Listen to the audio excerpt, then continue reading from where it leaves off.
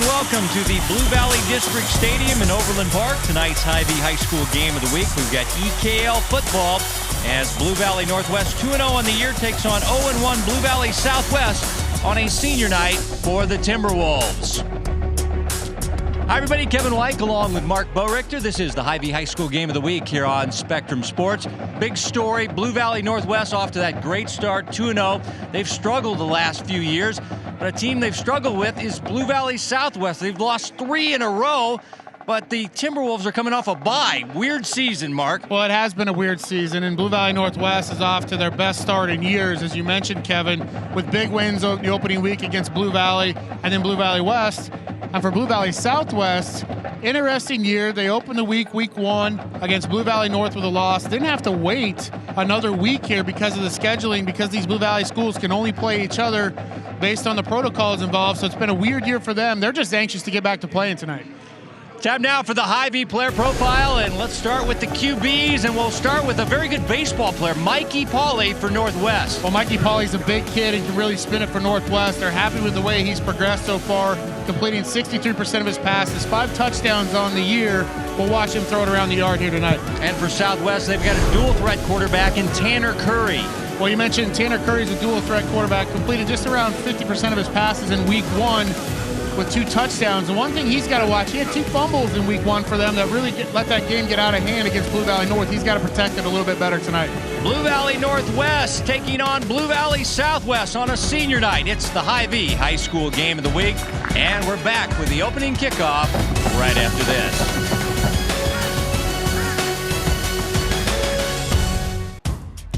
The game of the week is brought to you by Hy-Vee. They're proud to support Kansas City high school athletics. And the tree starting to change as we've changed the calendar to October now, and we've got a beautiful night, 60 degrees and partly clear skies as Blue Valley Southwest has won the opening coin toss, deferred their option to the second half, so the Timberwolves in green will kick off to Blue Valley Northwest in white.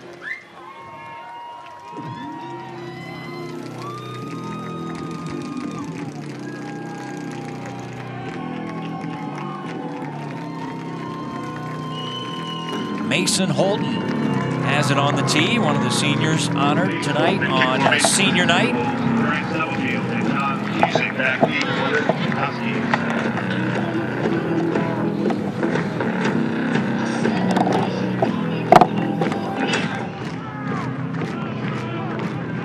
Stubblefield and Cusick, deep men, retrieve this kick for the Blue Valley Northwest Huskies. 2-0, including a win over Blue Valley in week 1. Southwest lost their initial game, then had a bye last week, and Coach Orick says it's like we're starting the season all over again tonight here in week 3. Be interesting to see how they play tonight.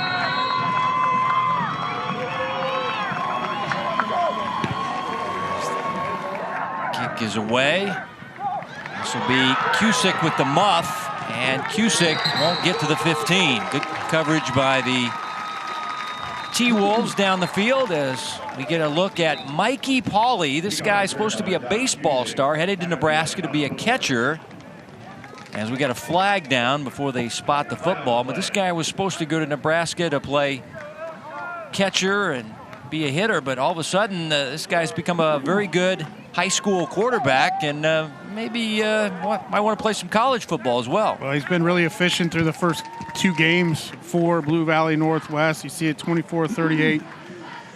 Right at just over 60% of his passes, the 5 touchdowns and 2 interceptions, but he's been extremely efficient in leading this offense through the first 2 weeks of the season. Penalty yardage knocks it back to the 7-yard line. 1st and 10 from the 7-yard line. Pauley in the offense backed up after the muff and then the holding penalty. This will be a running play for short yardage to the 9-yard line by Grant Stubblefield. And he is a running back that's averaging 3.8 yards per carry, a sophomore.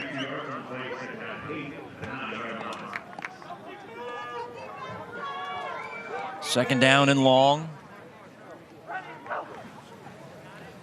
Blue Valley Northwest Big story in week 1, beating Blue Valley 24-17, and then last week beat Blue Valley West 40-17.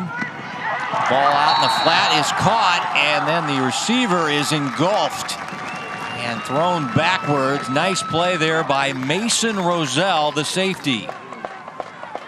Nice play by Mason Roselle, reading the quick bubble screen, coming up from his defensive back position to make that play for a loss. Roselle, honorable mention All-League last year. This guy had 5 interceptions last year, and the Huskies keep going backwards as Pauly going to throw out of his own end zone, and the pass on the near side is caught just shy of the 20-yard line by Nick Cusick, the junior. There's 2 Cusick brothers, Josh and Nick. They're twins, and it is enough for a first down. Nice pass here. It was nice. I like the play call, little flood concept out to the wide side of the field. Move your quarterback in the pocket, get Mikey Pauly out to complete that throw. Empty set for Pauly. At 6'4", he can look over the defenders. Now hit and sacked on the play. Nice sack by Southwest there. Aiden Morgan, the linebacker, coming in and makes a big defensive play for the Timberwolves. Well, I think Mikey Pauly would like to throw this ball away. Really, that's really where he should have gone at that point. Nowhere to throw the football down the field. Southwest comes up with a sack. It's a loss of 11 with the sack by Aiden Morgan, who's a junior. This guy, they say, is pound for pound their strongest player in the weight room. So back inside the 10 for the Husky offense. Pauly throwing down the field, and the pass going to be intercepted. Coming back the other way is Caden Hacker, and a big defensive play for the T-Wolves as they'll get the short field as they get the interception by Caden Hacker, the junior defensive back. Well, this ball thrown late down the middle by Mikey Pauly. Caden Hacker did a nice job in his free safety position of reading the eyes, sitting on this route and coming right underneath it for the interception. And he'd still be running here, I think, a little bit, but he gets friendly fired on the tackle. You'll see at the end of this run right here by Jake Laurie. Was trying to get in front of him to throw a block. So just outside the 20-yard line, short field for Tanner Curry, the dual threat, 3-year starter at quarterback, and he's going to take off and run, and spinning off a tackle and able to get a few yards out of the play when it looked like he was going to be thrown for a 3 or 4 yard loss. That's what Curry does. He's a really smart kid, big film kid, and don't be underestimating this guy just because he doesn't look that big on the field. Yeah, he's listed at 5'11". I think it's a little generous for Tanner Curry, but real athletic quarterback. He's a dual threat. You saw right there the plays that he can make with his legs. Yeah, Carter Worthington thought he was going to get a tackle for a loss on the play. Instead, it's a 1-yard gain by Curry, and 2nd down and long. As here's Laurie, before mentioned guy that knocked his own guy down, trying to set up a block for Hacker, and ended up knocking the interception return guy down as Joe Salmon makes the stop on Jake Laurie, who is a junior tailback, averaging 4.2 yards per carry. He is their power back.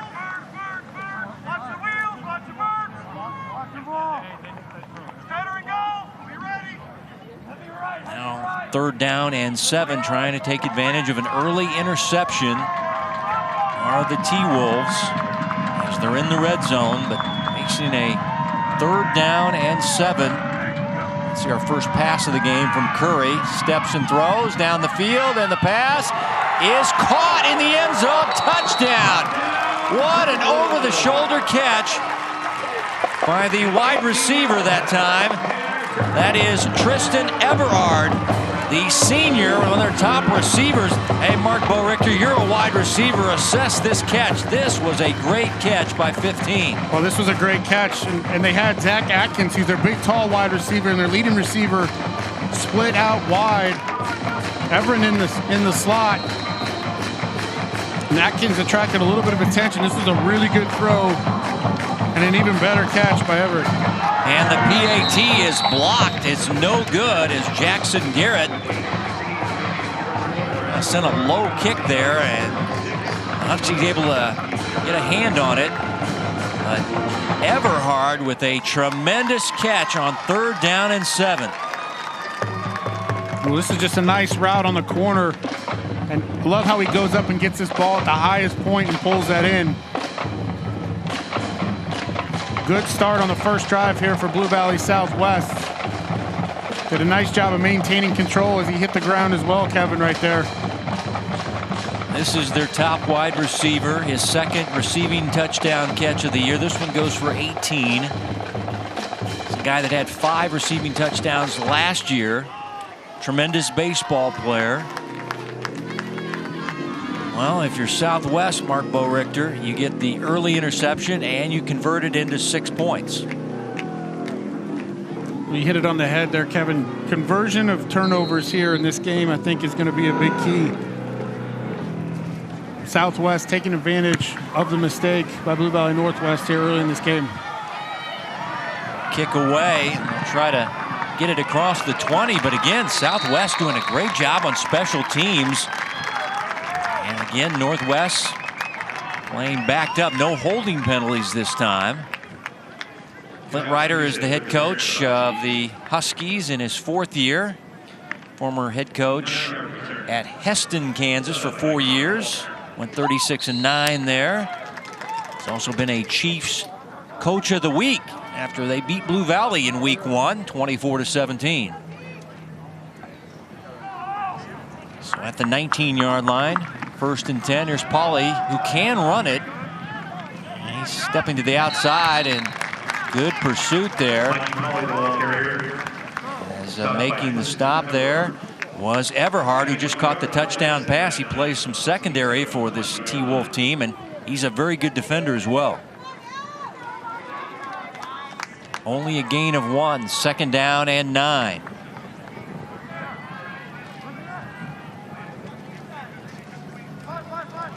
Three receivers to the left of Mikey Pauly.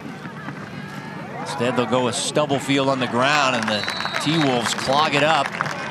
Guys flying around there. It looked like Jordan Funk, number 78, was the first guy that really kind of messed things up in the backfield. A little penetration inside by the big man. And one of the strengths of this Blue Valley Southwest defense is their linebacking core and then their defensive backs that really play in kind of that hybrid position, safety / linebacker.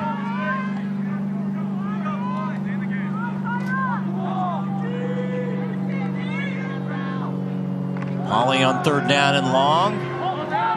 Dials it up to Cusick, and he seems to be the go-to guy on 3rd down and long as he has another 1st down catch for the Huskies as the ball is across the 30-yard line for a 1st down. Another flood concept out here to the left-hand side, wide side of the field.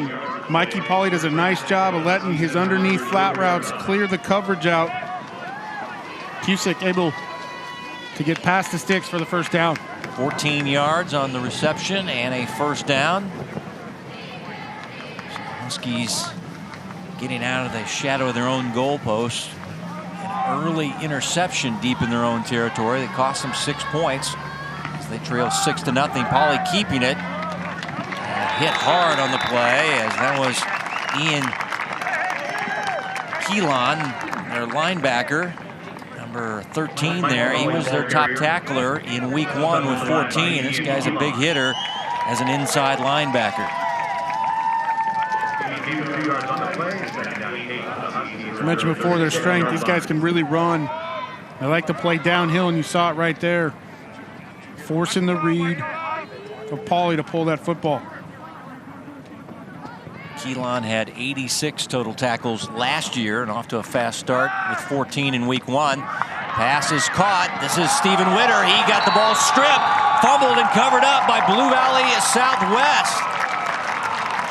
As recovering the football is Keelan, the linebacker. Witter had the catch and had the ball ripped out of his hands. And that's turnover number 2 for Northwest. And the T-Wolves will have it at the 46-yard line. Well, two drives to start the game here for Northwest and 2 turnovers. That was Roselle. Yeah, Roselle getting his hand in there on the tackle to spring that football free. And Blue Valley Southwest with really good field position here to start their second drive of this game.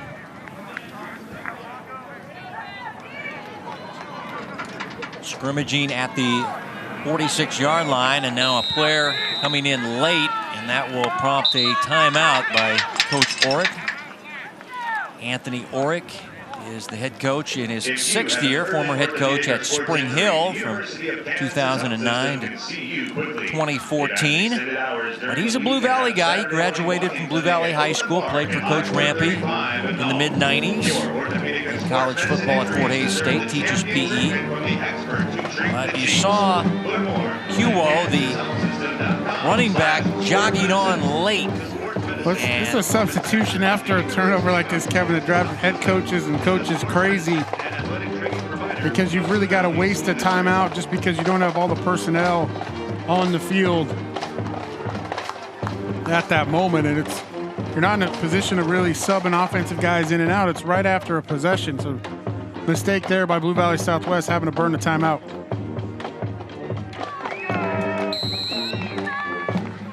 Senior tailback Cuo had 118 yards in their week 1 loss.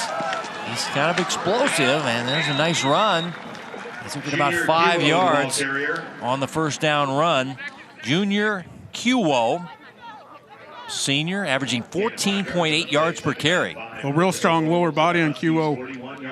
You mentioned week 1, he had a big game, and you see the moves inside the tackles right there with the spin to pick up 5 yards. Hayden Porter, the leader of the offensive line, the center, with a great block on the play. This guy is honorable mention, all EKL last year. They say he definitely has college potential. On second down, it'll be Junior again, busting free across the 30, and he's got a first down. This guy brings a lot of explosiveness to the T-Wolves backfield. Well, he's explosive, and you saw his burst right there. We talked about his strong lower body, but watch him hit this hole right here on the counter. 15 yards. First down and 10, Timberwolves at the Huskies. Once he sees the hole, he's right through it. That's a big gain for the T-Wolves. 15 yards and a first down to the 26-yard line. Again, trying to take advantage of a Northwest turnover.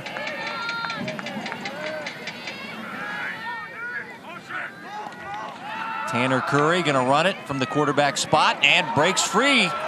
And he'll go out of bounds just shy of the 10-yard line. So Tanner saw an opening, took advantage, and runs for a Southwest first down.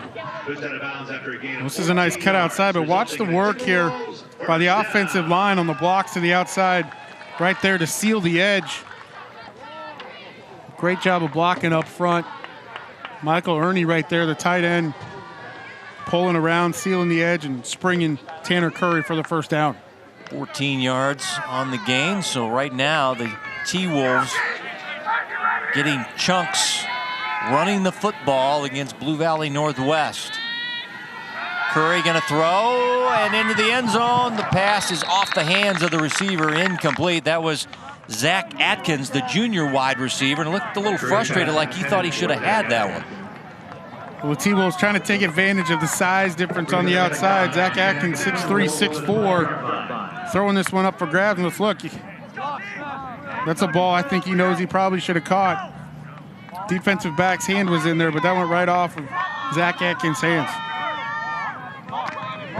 Atkins, their leading receiver as far as yardage, coming in with 124 and a touchdown in week 1.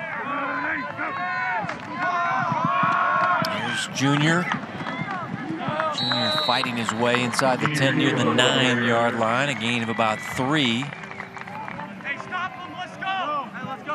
They can get a first down, but they have to get just inside the 3-yard line. We've seen his explosiveness, but a nice job working behind his O-lineman, waiting for a little bit of a crease to open up.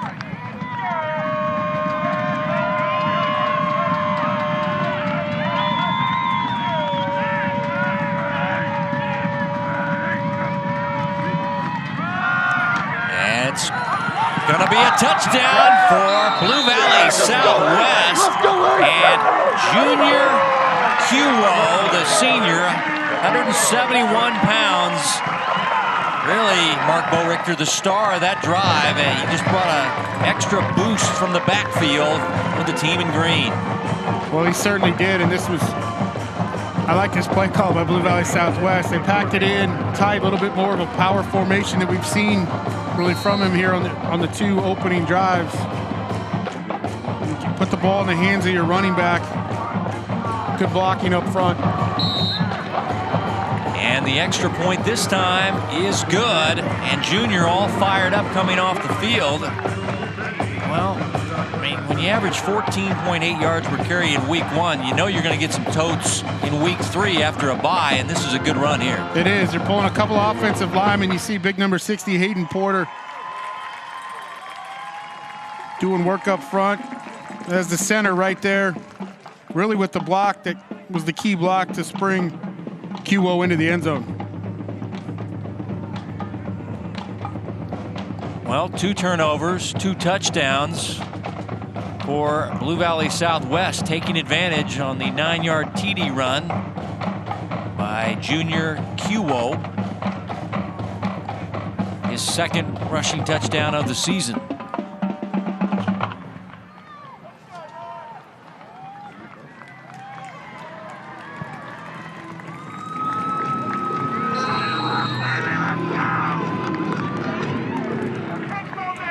Holton, the run up and the kick. This will be Cusick, Josh Cusick this time. And this is a better return across the 30-yard line before he's upended on the play. Laurie on special teams making the stop, but you know, this team has really struggled over the last few years. They went 2-7 last year. The year prior to that, I don't think they even won a game. So when you get to a 2-0 start like this team, you know, the coach is always saying, you know, I don't want to get too high yet. You know, we haven't done anything yet, but now you're on the road and you've had 2 turnovers and you're down 13-0. Ball game not over, but what's the mindset of this Husky team right now? Well, not the start you wanted, but I think you just got to settle down and get in a routine here on offense, because the 2 turnovers are really the difference in this game that Southwest has turned into points. Little pop pass to Stephen Witter, trying to get around the corner. A flag is down, and he's bumped out of bounds by the safety, Yates. This is going to be an illegal motion penalty, I believe, on Northwest. They had 2 guys that weren't set, or illegal shift.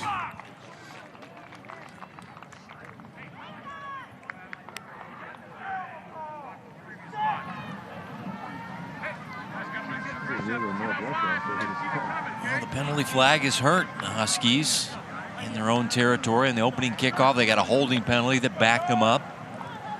Yeah, if you're Blue Valley Northwestern, you just got to settle down a little bit, right? You might be a little bit in shock. You're down 13-0 with the 2 turnovers, but settle down, get in a routine offensively, and see if you can put something together here. And what's your 3rd possession of the first quarter?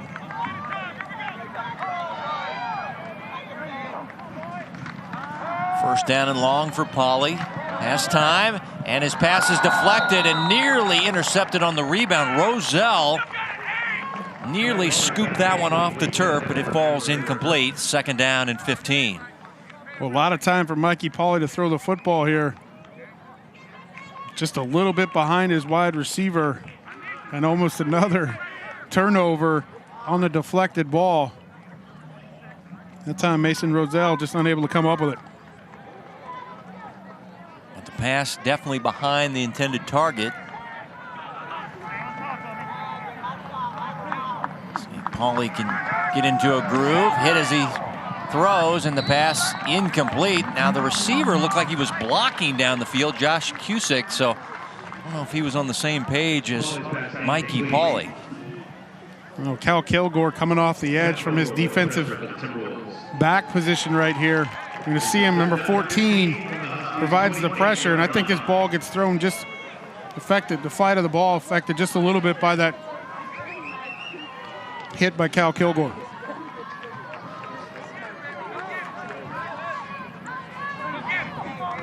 On 3rd down and long, Pauly. Under pressure, rolling, throwing, pass is caught. As making the catch was Max Muehlberger. And another big third down conversion. Muehlberger is their star wide receiver. And that is a big conversion on 3rd down and 15. Or no, they're short. I beg your pardon. It's still 4th down. Watch this throw, though, Kevin, right here. You talk about the baseball player, Mikey Pauly. This is a catcher's throw down to second base. The quick snap throw and the accuracy. The penalty backing him up really hurt him on this drive. That sends the 4th down, the punting unit out, and they will send it down the field. It'll take a field turf roll inside the 30-yard line. That was Zach Yates punting the ball. And they'll take it at the 29-yard line, so just a 3 and out this time. Thus far, the drive chart for Blue Valley Northwest. Interception, fumble, and punt. And now Southwest will take over. Tanner Curry jogging out with the offense. And they'll have it 1st and 10 from their own 29-yard line.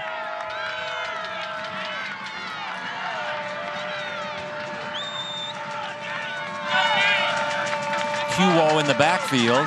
Curry gonna take off and run. And he is stopped on the play by Drew Kaufman. Kaufman, the outside linebacker, read that play nicely and limited to a gain of a couple. It'll be 2nd down and 8. Well defended on the quarterback draw by the Huskies right there. Design quarterback run and draw. You mentioned Kevin, Drew Kaufman doing a nice job from his outside linebacker position, closing down hard right there on Tanner Curry for the tackle.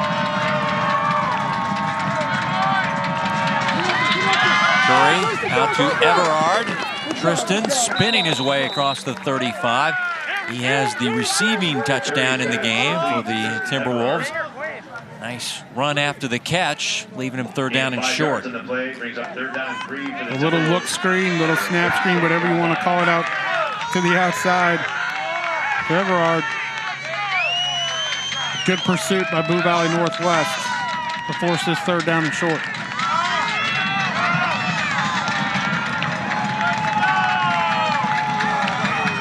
Fans making a lot of noise here on senior night for Southwest.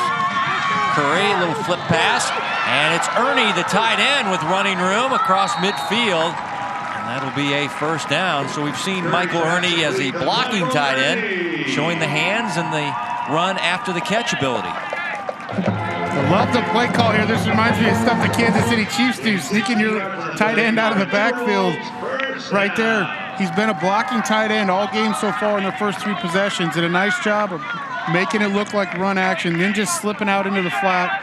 Wide open, well-designed play by the T-Wolves right there to pick up the 1st down.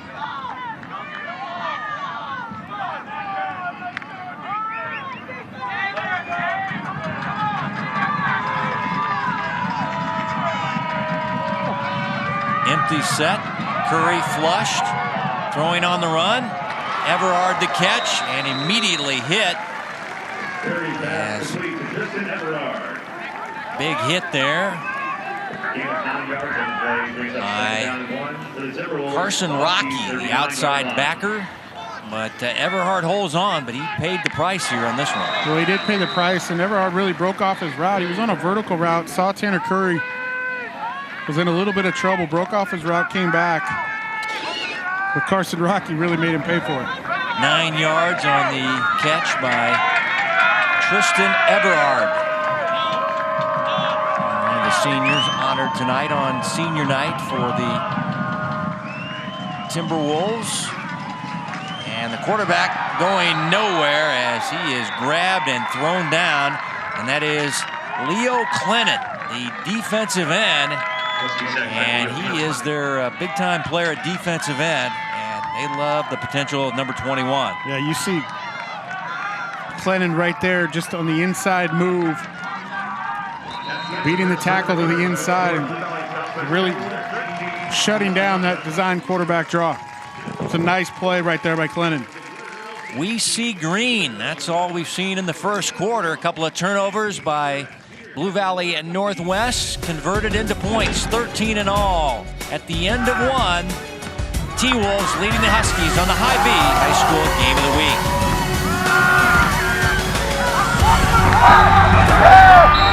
Yeah, let's go, let's go,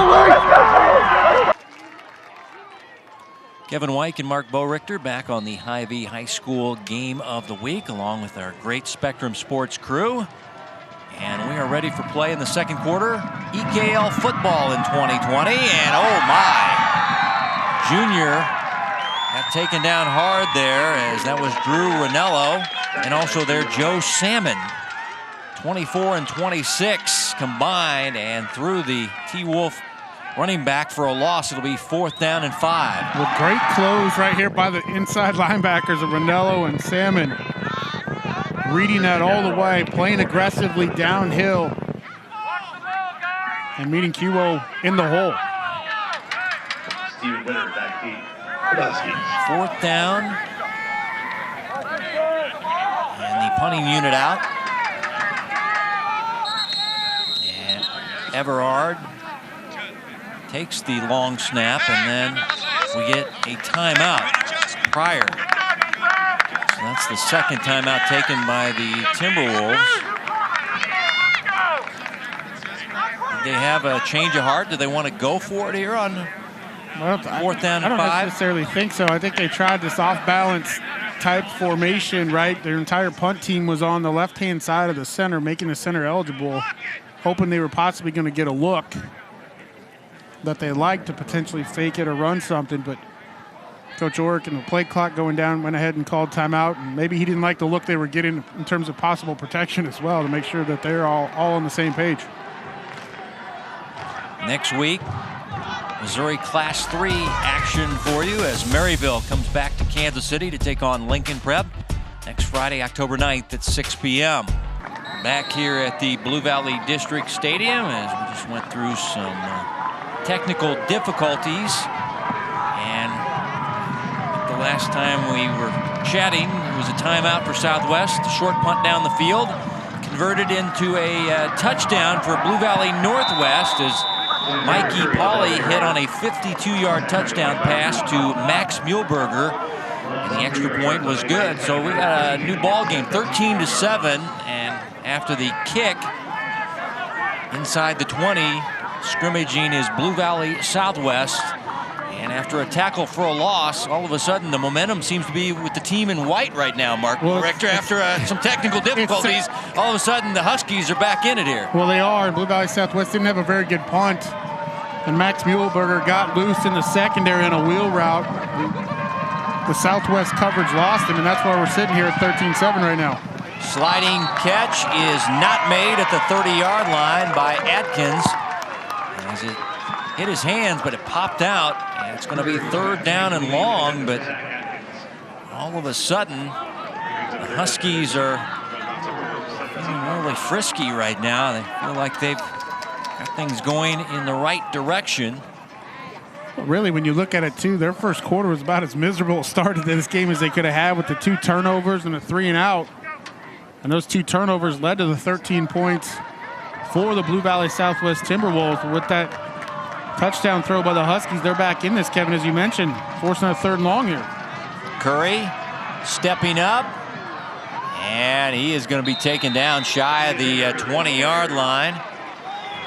As the nice play there made by Gavin Biancalana. And if you're a Royals baseball fan and you're saying, where have I heard of Biancalana? How about Buddy Biancalana? That is his son, former Royals shortstop back with the Royals 85 World Championship team. Well, I'll tell you what, the Huskies have flipped the script here, forcing a 3-and-out, and Everard going to punt it away. Last time 16 yards, this one a lot better, as the ball is muffed, and let's see who got it. There's a flag down, actually 2 flags down, and it's covered up by the T-Wolves, as Grant Regier, the junior, getting down on special teams, but we got some laundry to deal with here.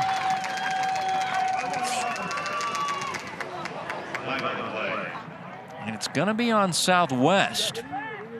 No, I was going to say, a push in the back right there in that case. All right. I think the official pointed the wrong direction.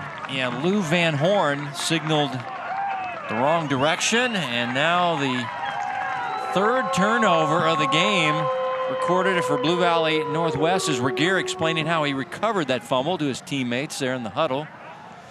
But, boy, just when you thought the Huskies were going to grab this game, and we just got done talking about the momentum shifting in this game, and Blue Valley Northwest forcing a 3-and-out and punting the football away for the Timberwolves, and you muffed the punt.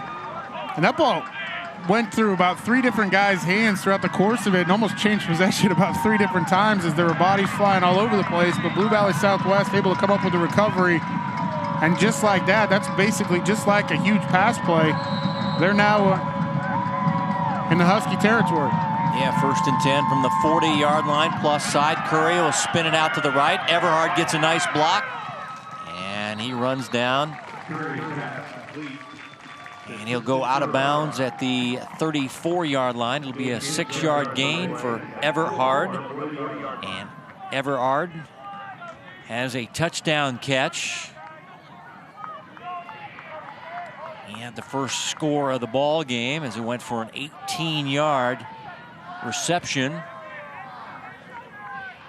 2nd down and 4.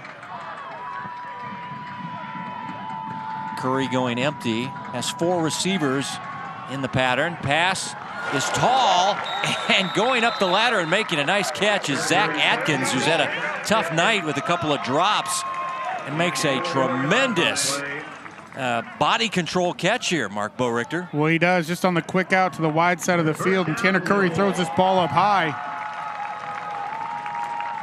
But when you got a 6'4" receiver on the outside that can climb the ladder like Atkins can, there's a little bit more margin for error out there and makes a nice grab. That was enough for a 1st down to the 30-yard line. Say Zach has college potential, and you see it with a 6'3", 6'4", 175-pound frame, can run well.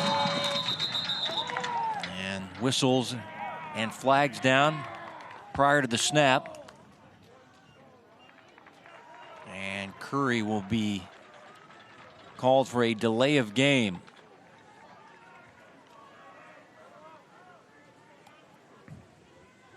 Coach Orrick coaching on one sideline at 42 years old. His 36-year-old little brother Zach is an assistant coach for Blue Valley Northwest. So this is the battle of the Orricks tonight, I guess, if you're the Orrick family. Zach is a assistant head coach and D-line coach. Pass down the field, and making the catch is Atkins. Tackled down near the 1-yard line. Big Zach making some big plays on this drive. As this is a nice pass play. It's going to go for 34 yards and 1st and goal at the 1 for the T-Wolves. Well, when you got a 6'3" wide receiver on the outside going against a 5'11" cornerback, you like that size matchup, one-on-one coverage on the outside. And really a great throw by Tanner Curry, just dropping that football right in as Atkins had Bianca Lana by a step and a half. So 1st and goal. They go pistol formation with QO. And Junior is going to get stuffed in this play. Well, the Huskies did a good job. Yates was up there. Also Carson Rocky. So the linebackers never let Junior get going on that play. A lot of penetration of the left side of the line right there. Rocky coming up aggressively to fill that hole. Loss of 1, 2nd down and goal from the 2-yard line. Trying to take advantage of turnovers tonight. T-Wolves 2 for 2. Can they make it 3 for 3? Pass is low. And it is a catch, but outside the goal line by Curry's pass complete. Everhard. To Tristan Everhard. And And he makes a nice catch here, but Third down and goal for the going to get into the end zone. Just a little underthrown right there by Tanner Curry. If he can get that football out, lead him a little bit more, he doesn't have to slide, and they're walking in the end zone. Now third down and goal from the 1. Throw it out to Kuo, and he is thrown down on the play. He is not going to get in. That was Drew Kaufman, the outside linebacker, and he's done a good job. And he just kind of threw it back to Junior, but the outside linebacker was waiting for him. I think Blue Valley Southwest had Everhart in motion, going to the right-hand side, hoping that the flow of the defense was going to go that direction. Try to flip that throw to Kuo and let him outrun everybody in the end zone, but Blue Valley Northwest did a nice job of staying home and staying disciplined, and there was nowhere for him to go. Loss of 2 on fourth down and goal from the 3. We're going to get our third timeout of the first half for the Blue Valley Southwest. Once again, while we were away on technical difficulties, we had a power outage. We were in a timeout for Southwest. They sent a punt down the field off the side of the punter's foot, very short, 16 yards. And a couple of plays later, after a 52-yard touchdown hookup between Mikey Pauley and Max Muehlberger, PAT was good. You think the Huskies are right back in it. Well, you get a 3 and out, but the punt is sent down the field and muffed by the Husky return man. Thus converted down the field by the Southwest squad after they recovered the muff. Zach Atkins, the big star. And now they're facing a fourth down and goal from the 3. And this set right now has been dominated by the Northwest defense, but can they hold them on fourth down? Curry throwing, and the pass is juggled and dropped, incomplete. Ernie, the tight end, the pass was a little behind him, and I think it shocked him, Mark. He was just kind of running, all of a sudden the ball's on him, and he can't hold on. It's incomplete. Ball over on downs to Northwest. Yeah, he just didn't get his head around in time here. Michael Ernie, this is where the ball's going. He didn't pick it up. As Tanner Curry put it right where it needed to be. Didn't get his head around quite in time and didn't pick up the football, or that's a touchdown for Blue Valley Southwest. And a good defensive stop for Blue Valley Northwest as they deny Southwest on a scoring opportunity after a turnover. So they're now 2 for 3, and Pauley will work deep in his own territory. 1st and 10 from the 3 with Grant Stubblefield in the backfield. So they dodge a bullet.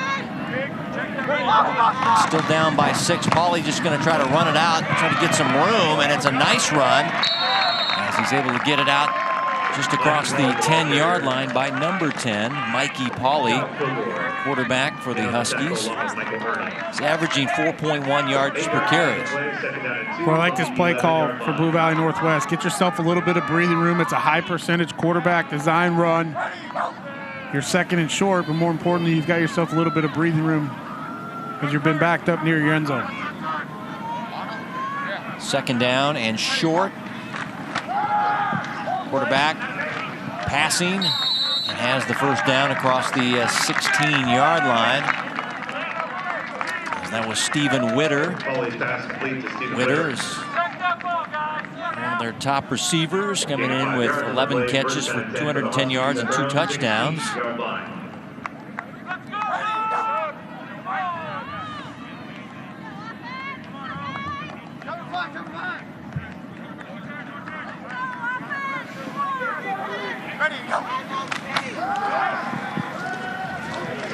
Pauley looking right now, will tuck and run and has some running room and runs it across the 30-yard line for a first down. You saw him look to the right a couple of times, actually, Mark, before he decided to run that football, and there was an opening on the left side. He took advantage there. Well, they're trying a little bit of a double move on the outside, trying to get the ball to John Cusick on the far outside, but it was slow to develop. Southwest was not fooled. And then Mikey Pauley doing a nice job of just picking up the first down and making something really when there was nothing there on that play. Ran it all the way out to the 32. Will throw on first down. Has time. And the pass too tall to the outside by Nick Cusick. Nick is not the tallest guy. He only goes 5'8". He needed about 6'3" body frame there to make that catch. Second down and 10 for the Huskies at their own 32-yard line. So it looks like they want to play with a little tempo. They're picking up the pace, are the Huskies, trailing by 6. Just over 4 to play in your second quarter. Coming up, Hy-Vee at the half. Numbers highlights. Hy-Vee Athlete of the Week. Just a few moments away as Witter goes in motion. Pass down the field is tall and broken up. Nearly intercepted by Everhard as he went over the top of the Husky receiver and nearly got the interception as they were looking for Stubblefield out of the backfield. Yeah, Stubblefield's coming on a little seam route right up the middle from his running back position. This ball is just a little high. Everhard able to go up at the highest point right there. Looked like he was going to pick it off, but incomplete. But the Huskies trying to sneak the athletic Grant Stubblefield up the middle of the field. Third down and 10. And the quarterback hit, fumbles. Ball on the field, covered up by Southwest. As covering it up is Chase Brungart. Got the fumble recovery, but what was the number of that train that hit Mikey Pauley? As he really got hit hard and coughed up the football. 4th turnover of the night. We're going to see right inside.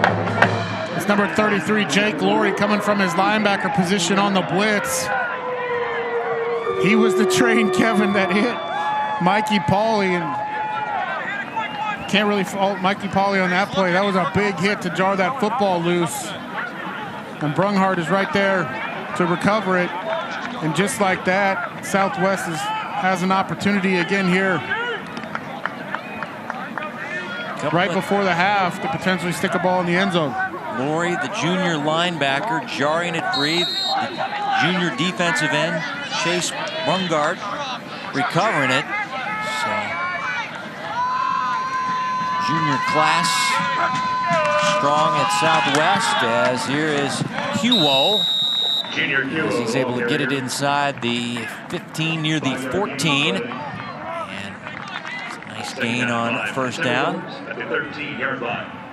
This young man has a 2-yard rushing touchdown, but was huge in week 1, 118 yards and a touchdown, and averaged nearly 15 yards per carry. Southwest lost to Blue Valley North. They just got down early and never could get back in and lost 42-21. Second down and 6. Junior again trying to rip the ball free as tackle on the play by Rinaldo. It's going to be still third down. They're going to need a few yards here for Southwest, trying to take advantage of turnovers tonight. They're 2 for 3, and this is trying to take advantage of a 4th turnover by Blue Valley Northwest. Well, Southwest here really in no hurry, trying to take some time off the clock as well. They won the toss, deferred to the second half, so they'll get the ball back to start the second half. This would be a big stop by Northwest if they can hold them here. Third down, and the pass to the end zone is caught by Atkins. Now there's a flag down, as they say Atkins may have pushed the defender down about 6 or 7 yards deep in the end zone and maybe wave off the touchdown. Well, this pains me as a wide receiver to say that, because we never push off, Kevin, at all on this. But Zach Atkins, this ball was thrown by Tanner Curry, and Zach Atkins was coming back for it. And you're going to see this right here. He's really going to be in a position to make this play by not having to push off. But you see right there, he extends his left elbow, and that's going to get the call every single time. He was in a position he really could have just made a little swim move or came over and came back and still caught that football without getting the penalty. Sebastian Mariano had the coverage, and he was pushed in the back, drawing the penalty.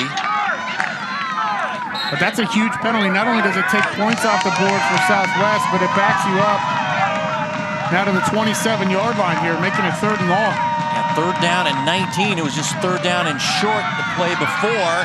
Pass down the middle, and looking on the post pattern, incomplete. And now Southwest is the one looking for the flag, and one is not forthcoming. Mason Holton was targeted there, and the coverage by the Huskies by Carson Rocky. You make the call. Fans wanted a flag as there was some contact. There's definitely contact right here, but I think where this ball is thrown, yeah, you know, I think that you're really looking at a judgment call right there. Not that it's an uncatchable football by any means, but he really didn't impede his progress to make a play on the ball in that situation. I like the no call right there by the official. And he was playing the ball, was Rocky, and now on 4th down and 19, may see a little pooch punt. No, they're going to throw down the field, and the pass is going to be caught for the touchdown. Everhart again with a receiving touchdown, his second of the first half. What a conversion on 4th down and 19, 27 yards. I'm waiting for a little pooch punt. Instead, they say we're going to go deep. We're going to find our top receiver, and we're going to get 6 before Hy-Vee at the half. Well, we talked about the offensive pass interference penalty that really put him back at the 27-yard line right there on 3rd down. 4th down, Coach Orrick deciding you're really in no man's land for a field goal. You don't necessarily want to just pooch punt it down there. Your defense is playing well. Let's go ahead and try to see what we can do. Now they're going to try to get a 2-point conversion. Hacker throwing, and it is incomplete. So the 2-point conversion fails as they're trying to make up for a missed PAT on their first touchdown. Let's go back to the 4th down play, Mark. Everhart's in the slot right here. They're sending verticals. You're sending a vertical post, and Everhart's going to run to the corner. Just gets behind. He's working on the linebacker, Carson Rocky, right here. Hasn't beaten. This is a beautifully thrown ball by Tanner Curry right on the money and drops it right in there for the touchdown. It's his second of the night, 3rd of the season, and once again that was a 4th down and 19 play with that penalty. And there is the strike. 28 yards officially, 5 plays, 18 yards. So Mark, we've seen 4 turnovers by the Huskies. 3 have been converted into points, but this ball game not over by any means, as it's only a 19-7 ball game with a lot of time left. No, and there's still 2 minutes to go here in the first half. As we talked about, Blue Valley Southwest will get the ball back to start the second half. But if you're Blue Valley Northwest Huskies right here, see if you can get something going in the drive. See if you can get some points before halftime, because everything that could have gone wrong for you this game has so far in terms of turning the football over. And if you're Coach Ryder, you're looking at it going, hey, we haven't played well in this first half at all, and it's only 19-7 right now. We're still in this football game. It hasn't gotten away from us at all. Let's put a drive together here, see what we can do, and then come out in the second half and regroup. 33-year-old Clint Ryder. 1st and 10 Huskies at their own 32-yard line. Taking over this program, and after a successful run at Heston, Kansas. This team will scrimmage with timeouts in their back pocket and good field position. 1st and 10, Stubblefield in the backfield. Pauly to throw on 1st down. Pass incomplete on the slant as they were looking for Muehlberger, who had that 52-yard touchdown catch. Intended for Max Muehlberger. Lance Teague with the coverage for the Southwest. This is a really good throw by Mikey Pauly. It was on the money, just through the hands of Muehlberger.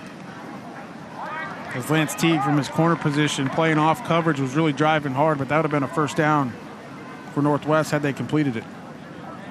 There was a flag on the play, and it's a personal foul on Southwest. So after the incompletion, it's a huge penalty. Yeah, the Huskies are bailed out by a 15-yard penalty on Blue Valley Southwest, and that'll move it across the 45 to the 47-yard line.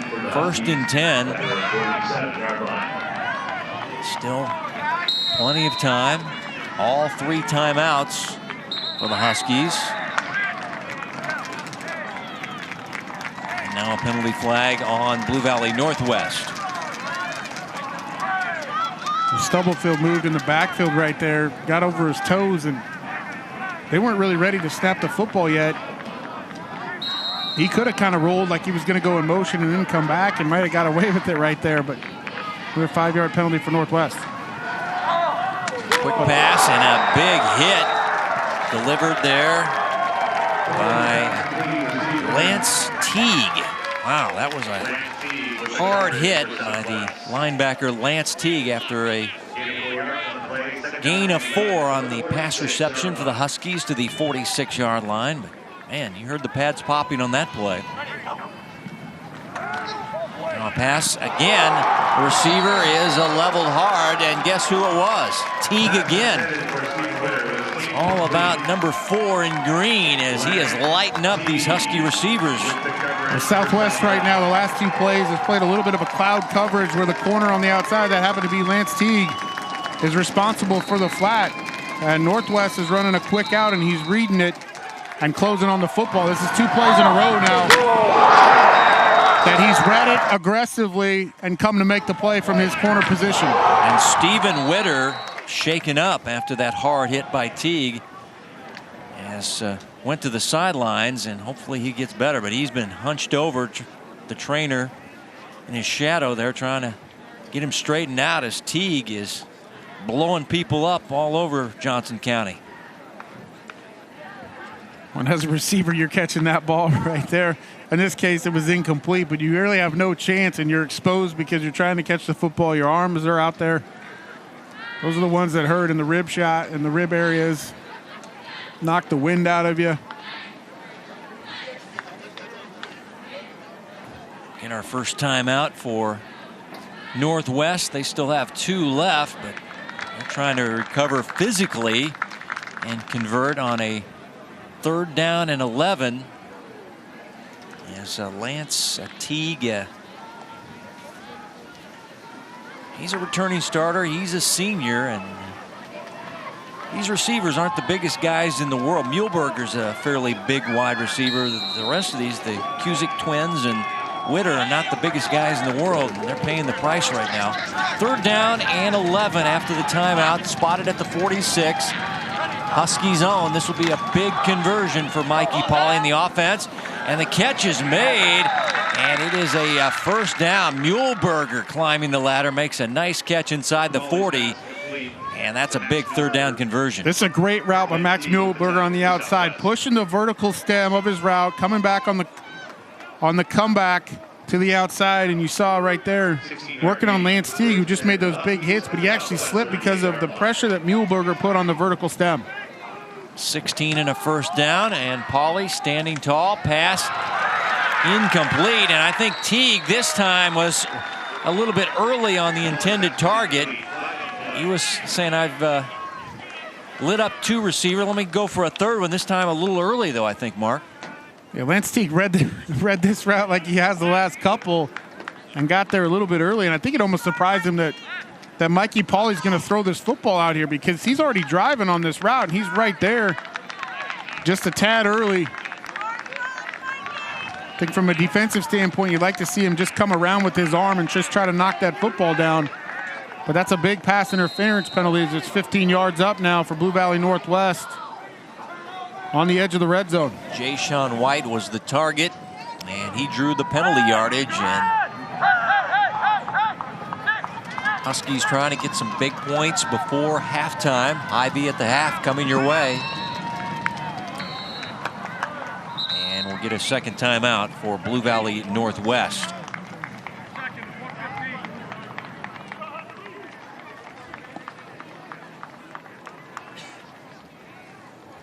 Well, play clock running down, and Northwest not liking the look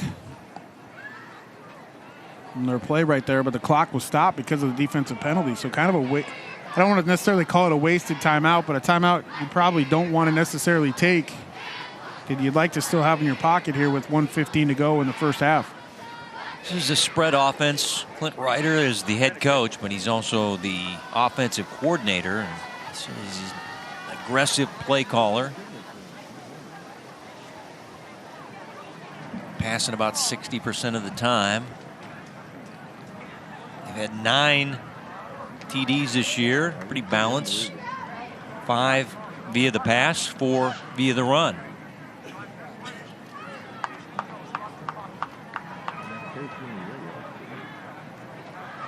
Just trying to get some points before halftime after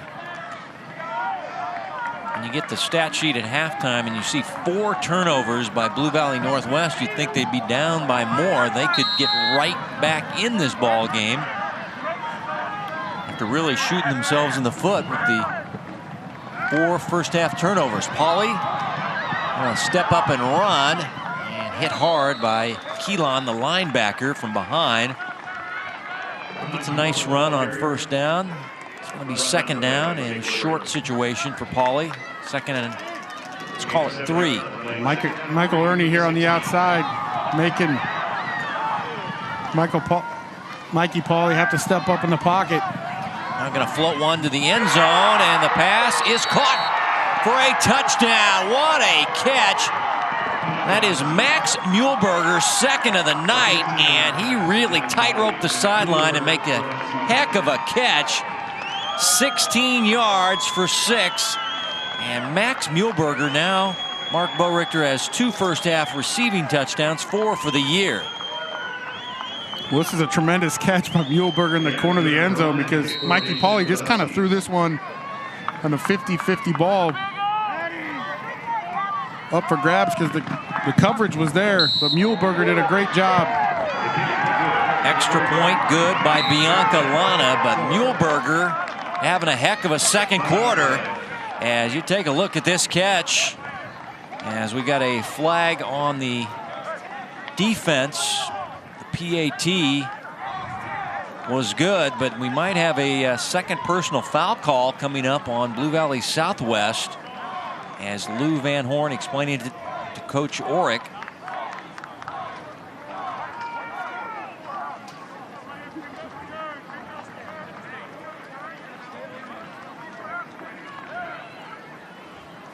Well, Muehlberger is their big-time receiver. They say that he's getting Division I calls, and he goes 6'4", 195, an athletic kid.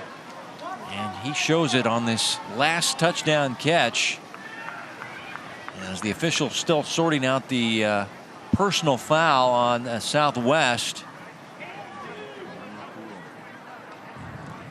And they're going to assess it on the kickoff, so it'll be a short kickoff. But Muehlberger's first half, he goes for 52 on his first one and then 16 on this one. Watch this. I said this was a 50-50 ball. The coverage is there, but watch Muehlberger climb the ladder and then watch his left foot. That's in. That's all you need in high school. The 1 foot does a nice job of getting that left foot down inside the end zone for the completion. The officials were all over this, but you see that left foot come down inbounds. He secures the catch all the way, and that's a tremendous catch by Muehlberger in the corner of the end zone. 7 plays, 68 yards, just over a minute, and unbelievable, Mark Boerichter. It's 19-14, and you've turned the ball over 4 times in the first half, and you're still only down by 5. Yeah, really, and a lot of the points, Kevin, in this game for both sides have come off mistakes, right? For Blue Valley Southwest, it's converting the turnovers that the Northwest Huskies have committed tonight. And then on that last drive, a personal foul penalty, a pass interference penalty, allowed Blue Valley Northwest to continue their drive in chunks. And now a personal foul penalty on the PAT has Northwest kicking off from the 45-yard line of Blue Valley Southwest. Watch for a potential onside kick right here with 45 seconds left to go.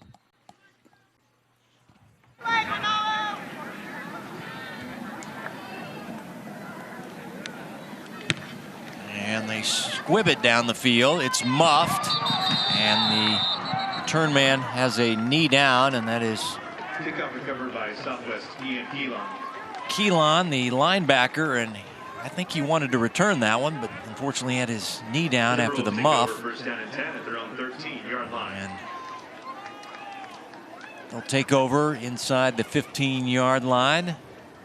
No timeouts remaining for the T-Wolves.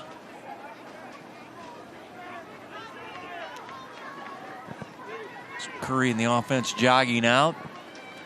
Looks like they're going to just take a knee as they go into a safe formation, as Everhard is waiting inside the 5 in case there's a problem with the snap. But we had flag down? Nope, they're going to reset the play clock. There's about a 2-second difference between the play clock and the game clock here, so Southwest isn't even going to have to snap the football. And Southwest players have already left the sideline. They're headed into their outdoor locker room, and that's your first half. Well, they said 2020 is a strange year. That was a strange first half.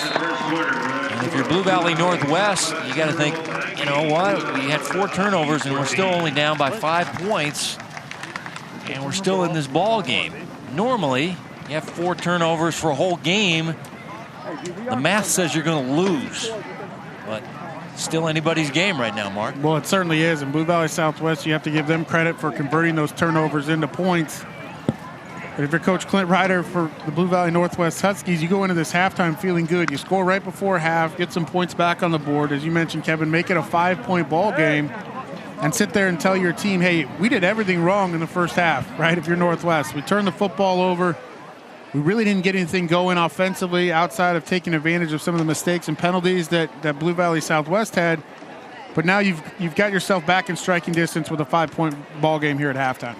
Hy-Vee at the half is next. Numbers, highlights, Hy-Vee Athlete of the Week. You're watching the Hy-Vee High School Game of the Week right here on Spectrum Sports.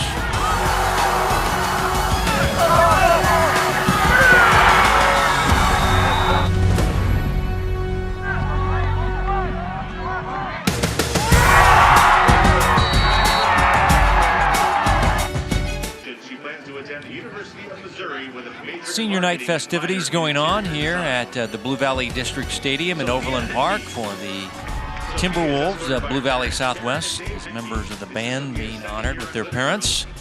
Interesting first half. You see all those turnovers by the Huskies, but they're only down by 5 and still in this ball game. A 2-0 team that's struggled over the last few years, but I don't know. Every time you think you've got this game figured out, it throws you a curveball. Well, it didn't get off to a good start for Blue Valley Northwest whatsoever in their first 3 drives. 2 turnovers and a 3-and-out. And Blue Valley Southwest took advantage of that. And as you mentioned, Kevin, the momentum, just when it looks like it's going to swing back to Blue Valley Northwest, Blue Valley Southwest goes ahead and counters. But it's really been these teams taking advantage of mistakes of the other team is where the points have come. And we've got ourselves a ball game here coming into the second half with only a 5-point lead for the Timberwolves. So the senior night happening tonight for the cheerleaders and their parents and the dance team. So big senior night for the band, the cheerleaders, and dance team. We're at halftime. 19-14 ball game in the EKL. And Hy-Vee at the half continues right after this.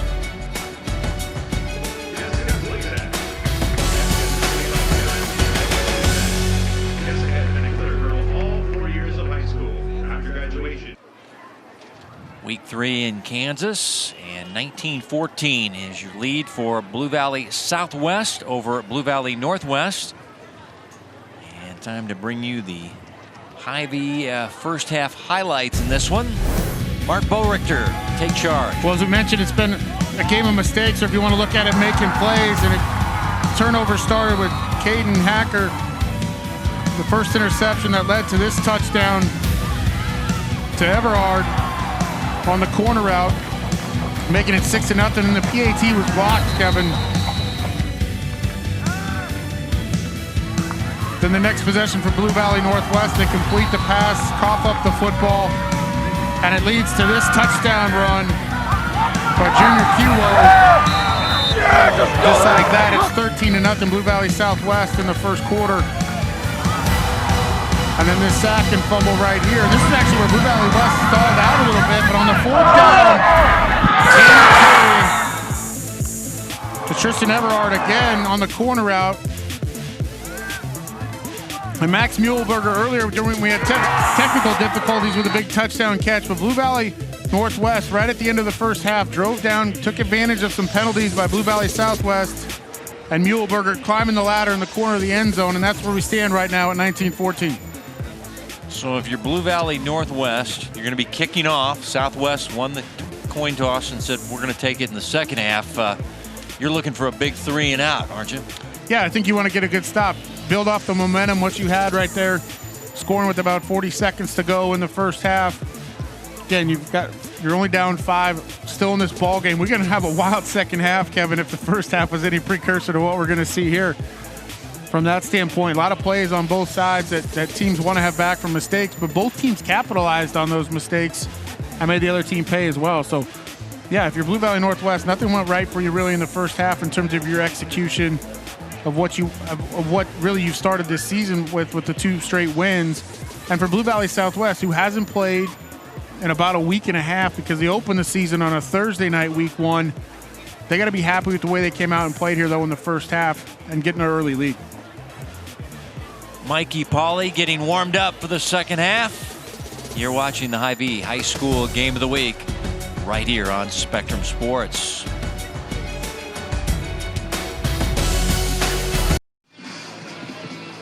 Both teams getting stretched out and warmed up for the start of the second half on the Hy-Vee High School Game of the Week. Kevin Wyke and Mark Borichter with you, and let's do the Hy-Vee first half numbers for you. Well, the thing that stands out for me for Blue Valley Northwest, 126 passing yards. A big one was that with the Max Muehlberger touchdown that we obviously didn't get a chance to see with our technical difficulties. But the time of possession, and really the biggest number, Kevin, is the 4 turnovers for Blue Valley Northwest and the 4 penalties for 50 yards against Blue Valley Southwest. They were personal foul penalties. They were a pass interference penalty and an offensive pass interference penalty as well for Southwest, which is why that number is what it is. Third down efficiency has been about the same, but really, again, it's been about taking advantage of turnovers for Blue Valley Southwest offense and getting points out of those, and Blue Valley Northwest taking advantage of the mistakes with the penalties from the Timberwolves, which really has led to where we're at right now in this football game. The big four turnovers by the Huskies, big in the first half. Well, they were, and we mentioned they all led to points, and this is what started it and really got the momentum on the side of Blue Valley Southwest. The early interception, then the following possession, this fumble. A lot of black rallying to the football, black jerseys there.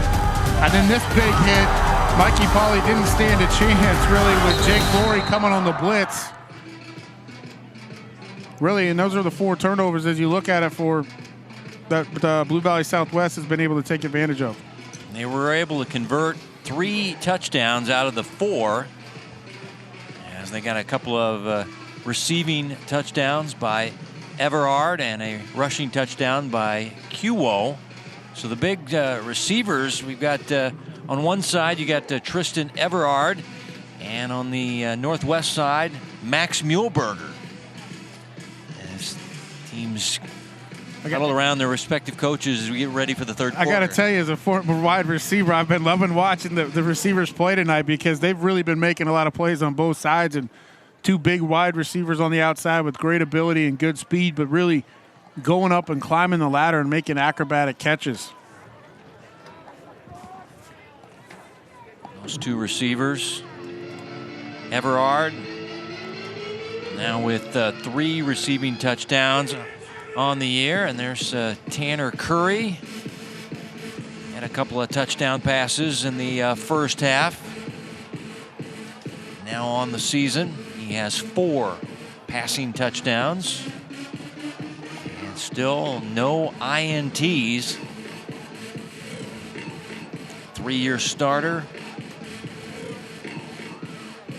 There's Mikey Pauley, whose plan is to go play baseball. He's a tremendous catcher and a tremendous hitter, but the football is becoming more interesting as he becomes better as a quarterback. Team captain, also plays basketball for Coach Fritz and the Husky basketball program at Blue Valley Northwest. So we are ready for the start of the third quarter, and this should be interesting. Well, it was a wild first half, and I think we're going to be in for a wild second half here as well. Everard is the deep man as kick is away.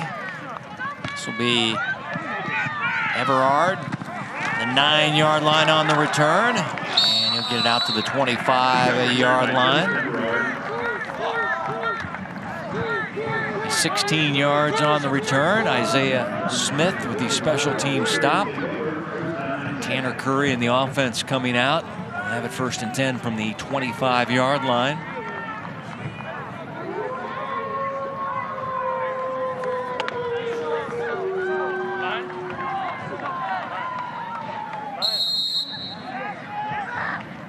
Tanner Curry really had a really good first half in terms of throwing the football, real accurate. Some of the fade routes. Pass it to the back out of the backfield, and now the ball is going backwards, and they say incomplete, no fumble recovery. The line of scrimmage was the 25, and this could be close here, but nice heads-up play by Kaufman to scoop that up just in case, but they say incomplete. Let's see, yeah, these are always difficult to tell. Yeah, I think it's just a forward pass because Tanner Curry's just behind the yard line right there, and where QO actually touched that football was just in front. It's a real close play here, but you see it definitely is a forward pass. Incomplete pass, 2nd down and 10 out of the pistol formation. Quarterback pulls it down, throws it out to Everard, and he slips down on his cut at the 30-yard line. He'll get 5. It'll be 3rd down and 5. Gaining 6 yards on play. 3rd down and 4 for the Timberwolves at their own 31-yard line. If you're the Huskies defensive coordinator, that is Colin Aaron, you're looking for a 3 and out. Can you make the stop on 3rd down and 5? Southwest coming out. A little bit of a power look with their tight end. The QO split out in the slot. Curry rolling, throwing, pass is caught, and fighting to the 40-yard line. It's a 1st down catch is Tristan Everard. Looks to be a little shaken up, grabbing his hand on the sideline, but has the 1st down. Using junior QO in the slot to really seal the edge for Tanner Curry on the rollout. Little flood concept to Everhard, but he looks shaken up with his hand or wrist area. Yeah, he's grabbing that left back of his left hand, it looks like. It stepped on or fell on. 1st and 10 from the 40-yard line. Curry out in the flat, and it's caught by Laurie, and Laurie with a little spin move across the 45. Nice gain on a 1st down pass and catch. You know, Kevin, you look at these spread offenses, right, and all these swing passes or little screens to the outside, and really they're just an extension of your running game. Attacking the perimeter with your running backs or even your slot receivers to the outside. You'll go ahead and gladly take 7-8 yards on that type of play. Officially give him 7, 2nd down and 3. 4 receivers to Curry's right.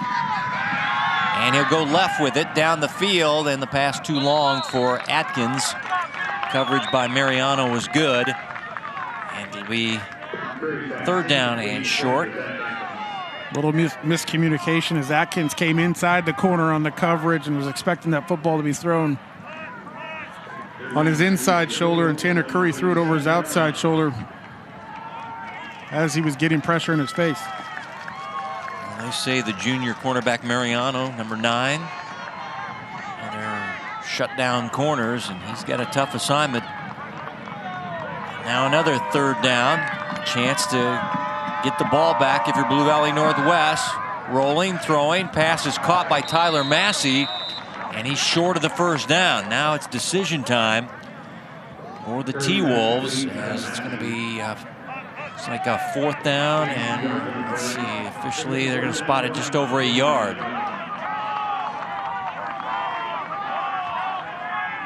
Punt unit is checking out on the field, so Tristan Everard is their punter. Cusick in solo safety. Huskies in punt safe. It's sent down the field. Cusick calling for the fair catch. Backpedals and makes the catch at the 17-yard line. With the Huskies take over, first down and 10. A 35-yard punt, no return, and now the Huskies have it back, down by 5. There's the passing night for Mikey Pauley.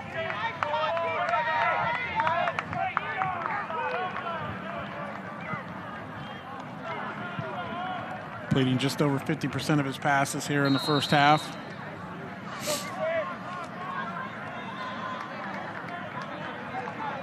Stubblefield in the backfield. Kaufman going in motion across the set. First and 10. Now they give it off to Stubblefield. Ernie making the stop. Did we see a little miscommunication in the backfield here? This is a potential 5th turnover possibly here. Yeah, it looked like, first of all, Blue Valley Southwest got some penetration in there, and it looked like it messed with the read of Mikey Pauley. He didn't really look like he really, when you're riding the running back like that and pulling out the football out to try to run from a quarterback standpoint, it looked like he was a little undecided as to what he wanted to do and really slowed up the entire play. Still able to get 2. Now Pauley will take off on the quarterback read option. And he's out across the 25 to the 27-yard line, a gain of 7. That's going to leave him 3rd down and 1. This is a design quarterback run right here. As you saw, the pulling offensive lineman inside, or the tight end there. A little bit of an inside trap. That was a design quarterback run for Mikey Pauley. Stubblefield on 3rd down and short. And I don't know. He really got tripped up as he tried to step to the outside. And nice play by Cal Kilgore, the secondary player, and he's clapping because it's 4th down. Yeah, a lot of traffic in the backfield right there with the motion of the wing coming across. Stubblefield really had to slow down, almost ran into his own player. Allowed Kilgore to come up and make the tackle. Hey, right into the back of Christian Repass. They're going to go for it on 4th down, less than a yard in their own territory. Stubblefield now gets to the outside, now turns on the speed, cross midfield, and inside the 30-yard line before he is run out of play by Caden Hacker. So they convert on the 4th down and short. And I think that's the play they wanted on the 3rd down play. He's able to get to the outside and turn on the jet. Yeah, Northwest does a great job of sealing the edge on the outside and allowing Stubblefield to get there, and then it's just a foot race. You mentioned Caden Hacker eventually able to run him down, but how many times do we see that 4th and short because everybody's packed in tight? If you're able to seal the edge like that, it allows for some big explosive plays out of your running game, and we saw it right there for Stubblefield. Biggest running play of the night for them, 42 yards, and now Pauley keeping it again on the quarterback read option, and got his leg taken down kind of awkwardly there by Keelan. Yeah, it's be flexible, young man. Yeah, this is an awkward piece, and this is a design quarterback run right here, but went down awkwardly, but good to see him get right back up. Good to be young. 2nd down and 7 after the 3-yard run by Mikey Pauley.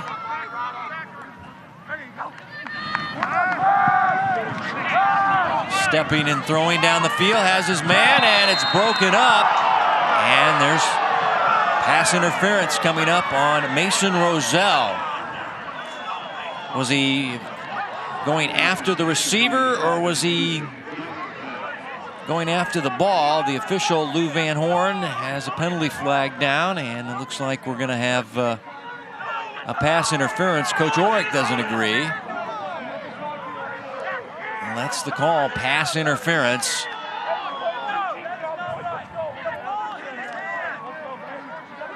Well, first of all, this was a fantastic route by the slot receiver. He made a little move to the post route and absolutely shook the defender.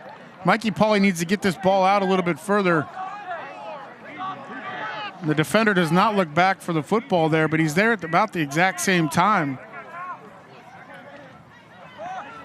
And really, his hand contacted the football first before it hit the receiver's hand. So Yeah, you got the, if you're wearing green, you don't like this call at all, but if you're cheering for Blue Valley Northwest, you love it. See his hand get in there, and really the receiver, and Nick Cusack, really didn't have an opportunity to come back and try to get the football anyway in that position. So difficult call if you're a Southwest fan. From the 13, they'll keep it on the ground. Weaving his way to the 10-yard line, or just shy of the 10, is Grant Stubblefield, who has that big 42-yard run on this drive. They say a gain of 2, 2nd down and 8. Northwest able to get the pass interference penalty, but when Mikey Pauley watches the film tomorrow, he's going to know he needs to get that football out a little bit because it was a touchdown all the way.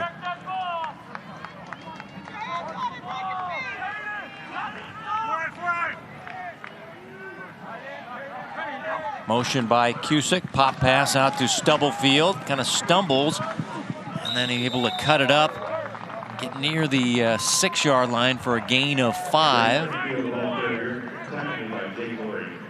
Mason Roselle in his safety position did a nice job of coming up on the outside to turn this football back inside, because they're trying to get to the perimeter and allowing the rest of his defensive teammates to get in there and make the play. 3rd down and 3 for the Husky offense.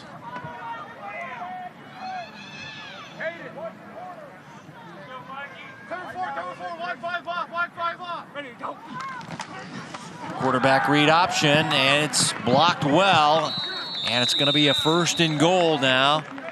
As you saw, a lot of room on the right side for Mikey Pauley. Got a player shaken up, Mason Roselle, for the Blue Valley Southwest side. This game's gotten a little chippy. I see the officials telling the guys to cool it a little bit out there. Well, the Huskies have found some success running the football here on these design runs with Mikey Pauley, taking advantage of the play action really with Grant Stubblefield and his threat in the running game. They're really empowering the football in the quarterback run game here. 1st and goal from the 3-yard line.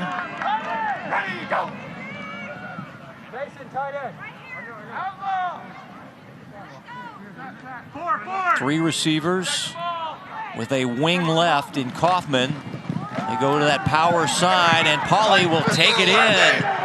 A rushing touchdown, and it's been an uphill climb all night with 4 turnovers. But now Blue Valley Northwest here in the 3rd quarter has surged in front at 20-19. Again, sticking with the running game. They found success on this drive with the quarterback power design run, this time to the perimeter. Able to seal the edge. Nice job of blocking by Northwest offensive line, allowing Pauley to basically just walk into the end zone. Bianca Lana tacks on the extra point, 21-19 Northwest. Well, this is what set him up, the PI on Blue Valley Southwest. And here's the power run. It's straight quarterback power to the perimeter. Able to outrun the edge. And just like that, Kevin, we talked about Blue Valley Northwest, everything going wrong for them in the first half. Here to start the second half, put together a nice drive. Fueled by that 4th and 1 call down here deep in their own territory with the big play to Stubblefield really to keep that drive alive. A long run and the pass interference penalty to continue the drive as well. And they hit pay dirt, 10 plays, 82 yards. Nice opening drive for Northwest. It's now 4 rushing touchdowns on the year. This is only week 3 for Mikey Pauley. So running the football well, he's thrown a couple of touchdown passes, now has the rushing touchdown, and his team leading after a first half that saw him turn the ball over 4 times. The math would be against you for a full 4-quarter game if you turn it over 4 times and your opponent turns it over 0. But they're defying the odds tonight on the road at Blue Valley Southwest as they'll send it down the field. Ronaldo is your kicker. Looks like Mason Roselle, the deep man this time. Now instead, stepping in front of him will be Kilgore on the return, and he is spilled at the 20-yard line. Well, this game has had its shifts, momentum changes. And now, if you're Southwest, now you've got to come back and, man. Well, an interesting sequence of events too, because Blue Valley Southwest had the football at about midfield with the 4th and 1. Coach Ork decided to go ahead and play the field position game and punt it away. Southwest does a nice job. Looks like they're going to get a stop on 4th down deep in their own territory. Blue Valley Northwest decides to go for it and hit the big run to extend their drive and lead to points. Laurie is in the backfield to the right of the quarterback. Curry wants to throw on 1st down. Able to buy some time, and now just throw this one into his bench area. Incomplete. Quarterback hit out of bounds. The fans, the household, you get to bring a household if you're from Southwest. Coach Ork wanting a penalty. Let's see here. You make the call at home. They want a little bit of a late hit here, but nice job by Tanner Curry to throw this football away. And I mean, I think they're looking at the finish of the play as well. It's a borderline piece. I mean, he's inbounds, the ball's away, but I don't necessarily think it was a late hit. That was Salmon, the linebacker, with the hit. Clearly in the field of play on the quarterback. 2nd down and 10. Curry stepping up. Flag is down. Yes. Curry will run it across the 30. The official threw the flag and it hit the Blue Valley Northwest guy in the back. So I guess that was the guy being held. As hit it right in the small of the back of the Blue Valley Northwest player. Well, this is the holding penalty is going to be on the left tackle here with the penetration of the defensive end, and I shouldn't say penetration, but the pressure on the defensive end. Getting up the field and forcing Tanner Curry to step up in the pocket initially, and that's where the hold was.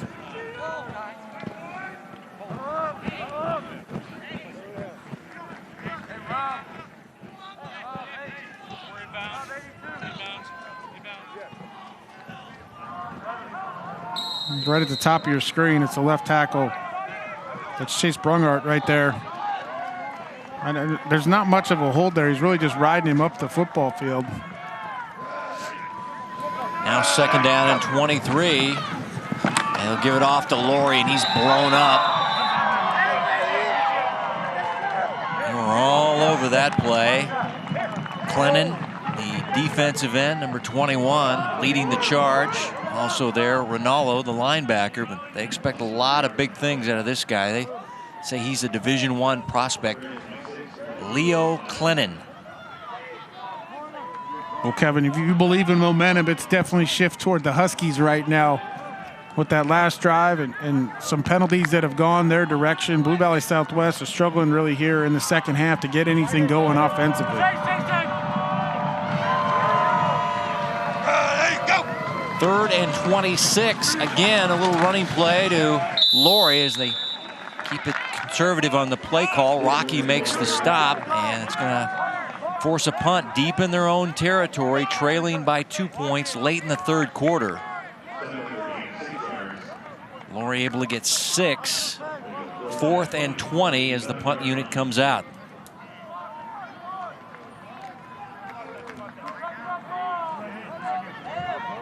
Everhart punting from his own end zone about 5-6 yards deep. Low snap. It's a low punt. Runner down the field. And it'll get to the 40-yard line. So it'll be 29 yards, no return. Short field, though, now for the Huskies. And now, looking like Everhart is grabbing the back of his calf. I think he's cramping. It looks to me like it's a cramp. It looks like his calf is cramping to me. It almost seems like nobody's really realized yet that he's back there either. Now they're getting a trainer to assist him.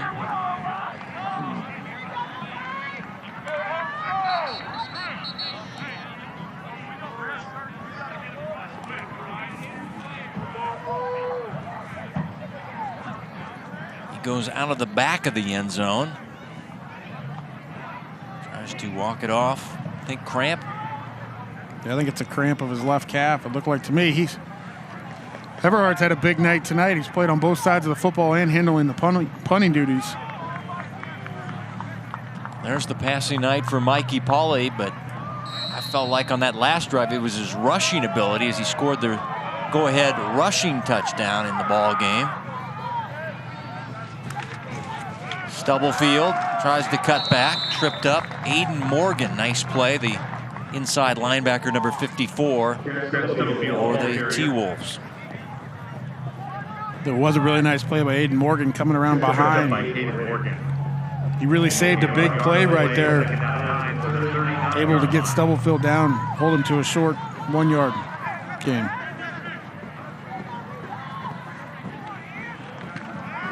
The pump. Now looking down the field to Muehlberger, and he's able to make the catch over the receiver. And this receiver is something else. Max Muehlberger has got a player shaken up. Lance Teague in coverage, but Muehlberger just went right over Teague's back and makes the catch inside the 10. It'll be 1st and goal from the, now they're saying the 7-yard line, but watch this catch here. Well, double move on the outside. Muehlberger goes up, and Teague kind of gets a little lost. And I got to tell you, Kevin, based on that last pass interference, a drive before, got lost and kind of pirouetted in the air to try to get his head around so he didn't interfere with Muehlberger. So Muehlberger continues to impress on the outside, going up and winning 50-50 balls. It's going to go 32 yards, and Teague had the coverage, but Muehlberger, just a great play, makes the catch over the back.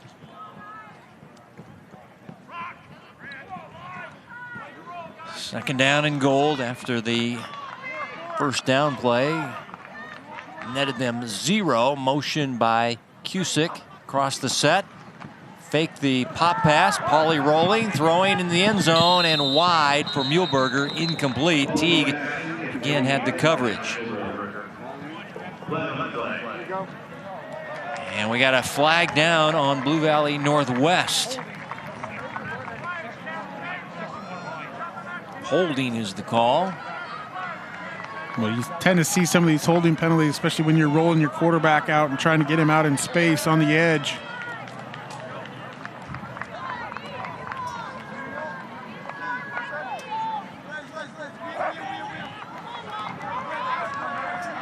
That moves him all the way back to the 20-yard line, where it'll be second down and goal from the 20. Holding penalty, also known as the drive killer. Let's see if it hurts Blue Valley Northwest. They will give it off to Stubblefield. Running room off the left side. Stubblefield inside the 10. And pounds his way near the 7-yard line. And we got another flag to deal with.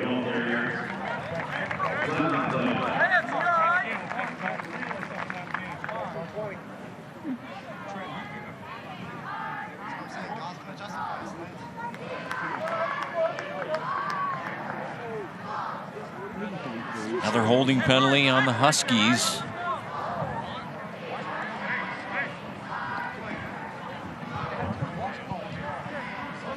Calling the penalty, second and goal for the Huskies from the 20-yard line.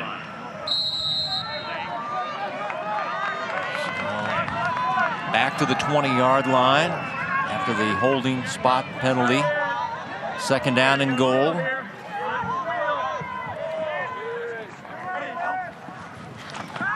Pauley, the pump, and throwing the fade, and the pass is caught. Touchdown, Blue Valley Northwest.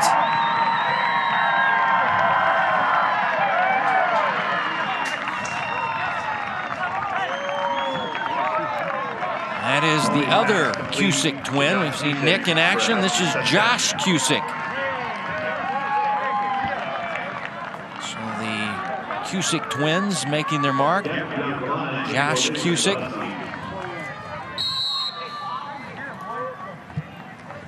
With Bianca Lana coming in to try to tack on the extra point. And he drills it. What a turnaround for Northwest after struggling with turnovers in the first half. They now lead at 28 to 19 after this touchdown catch by Josh Cusick.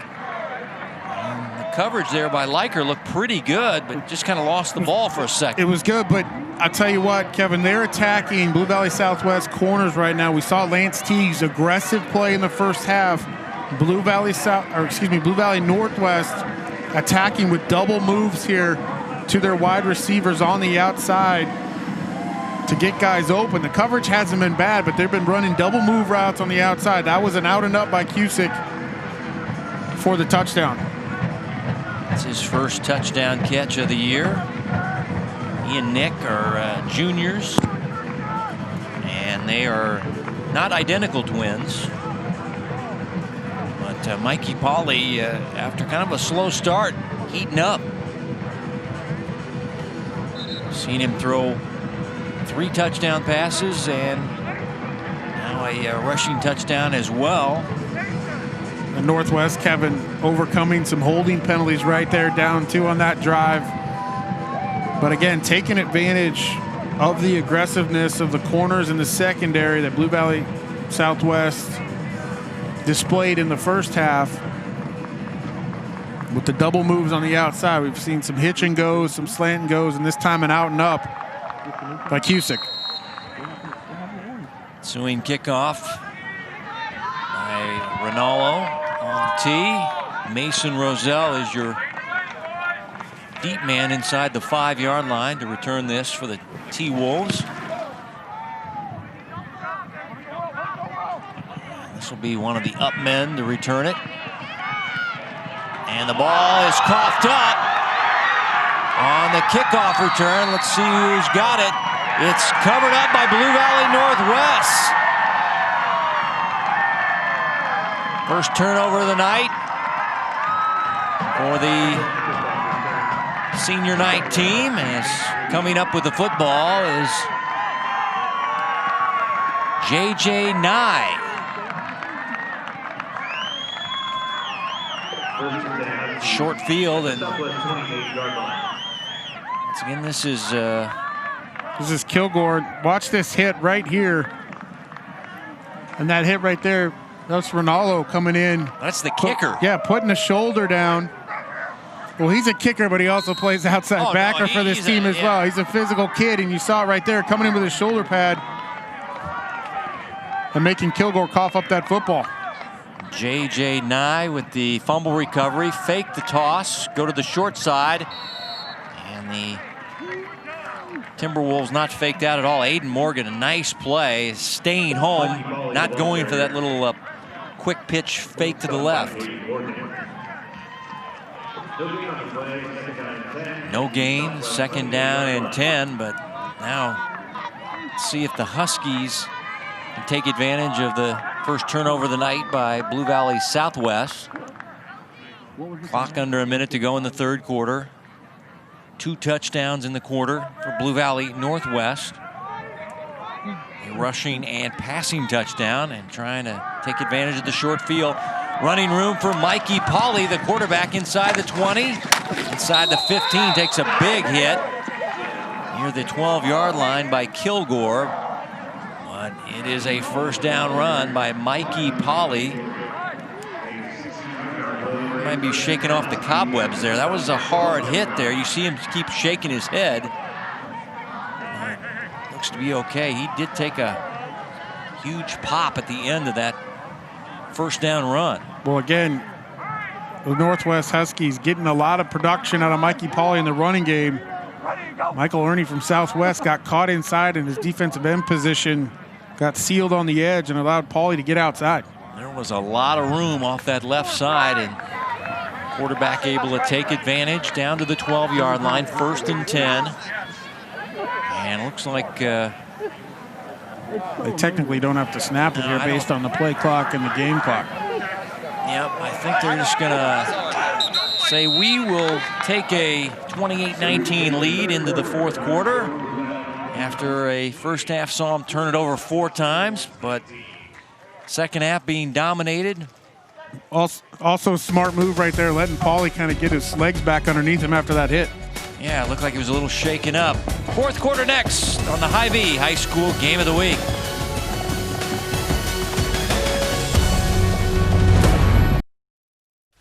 The Game of the Week is brought to you by Hy-Vee. They're proud to support Kansas City High School athletics.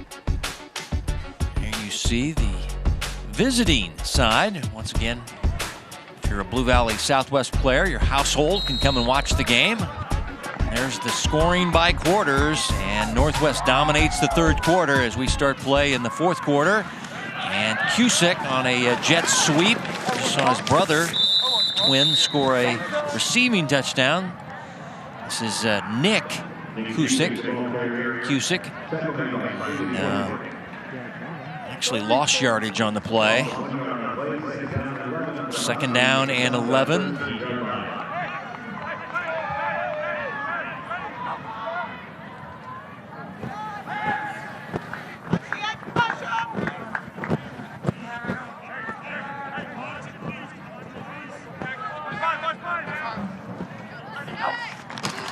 Stubblefield gets to the edge, turns it up, dives into the end zone, but the ball was not with him, and it's covered up by Stubblefield. Yeah, he got it back. So he dove, lost the ball, got it back, and will get the 13-yard rushing touchdown as we have a player shaken up for Blue Valley Southwest. That is Roselle.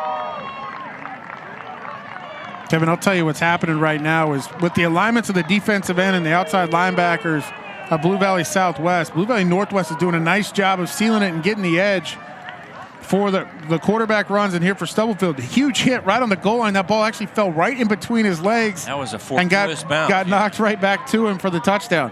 That ball fell right for Stubblefield after the rushing touchdown, his second of the year. Biancalana, extra point try, up and good. Well, Stubblefield really got going in the second half after kind of a quiet first half, but this second half he's been running the football. He had that 42-yard run in the third quarter, but let's go back to the touchdown run. Okay, you're going to see him right here as he gets close to the end zone. Southwest does a nice job of putting a couple hits. The elbow right there from Roselle knocks the football loose, and watch it just roll right to him into the end zone. A fortuitous roll. You called it a bounce, but it was more of a roll as we look at it closer from that angle. Right between his legs, he's able just to corral it, and that's a touchdown, folks.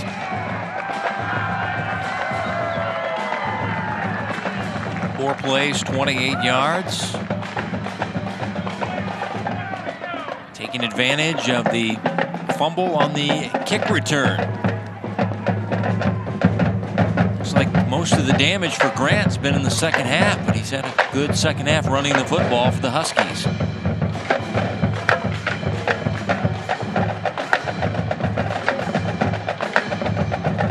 Good to have the band back tonight. Coach Orick said we're going to have our band for our game tonight. That'll be the first time. Brandon Lasando is the band director. So good to have the Southwest band here tonight on senior night. As Ronaldo has it on the tee. And this kick will get into the end zone for a touchback. Now, if you're Southwest, Mark Boerichter,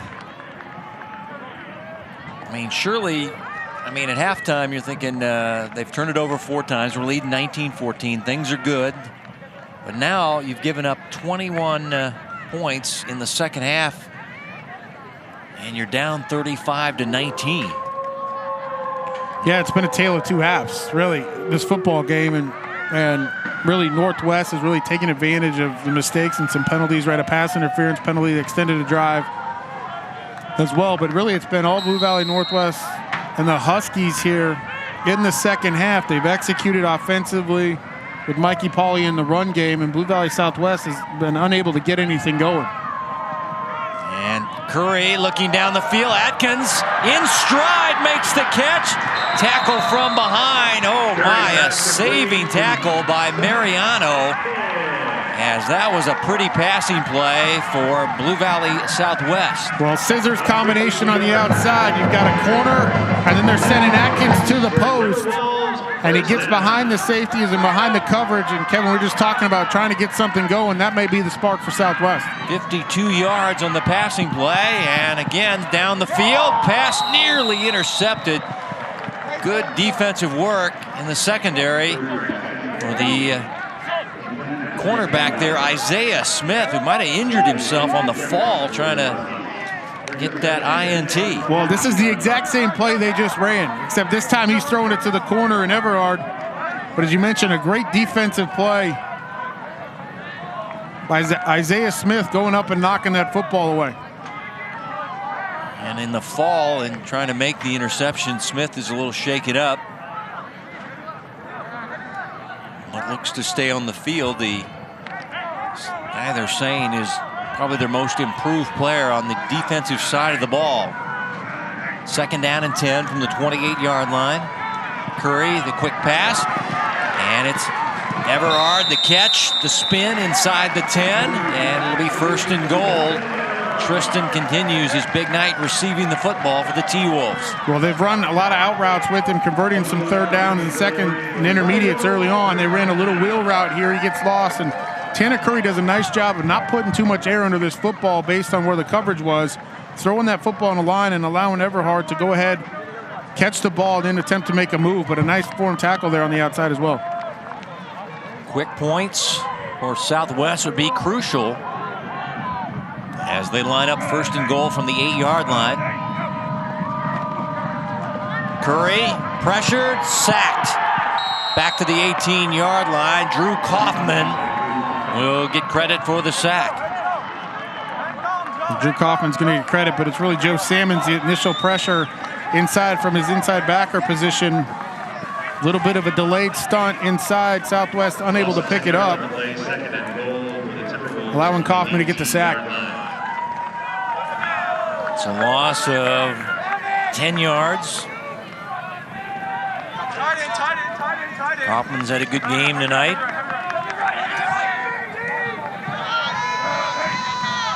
Also plays baseball and basketball.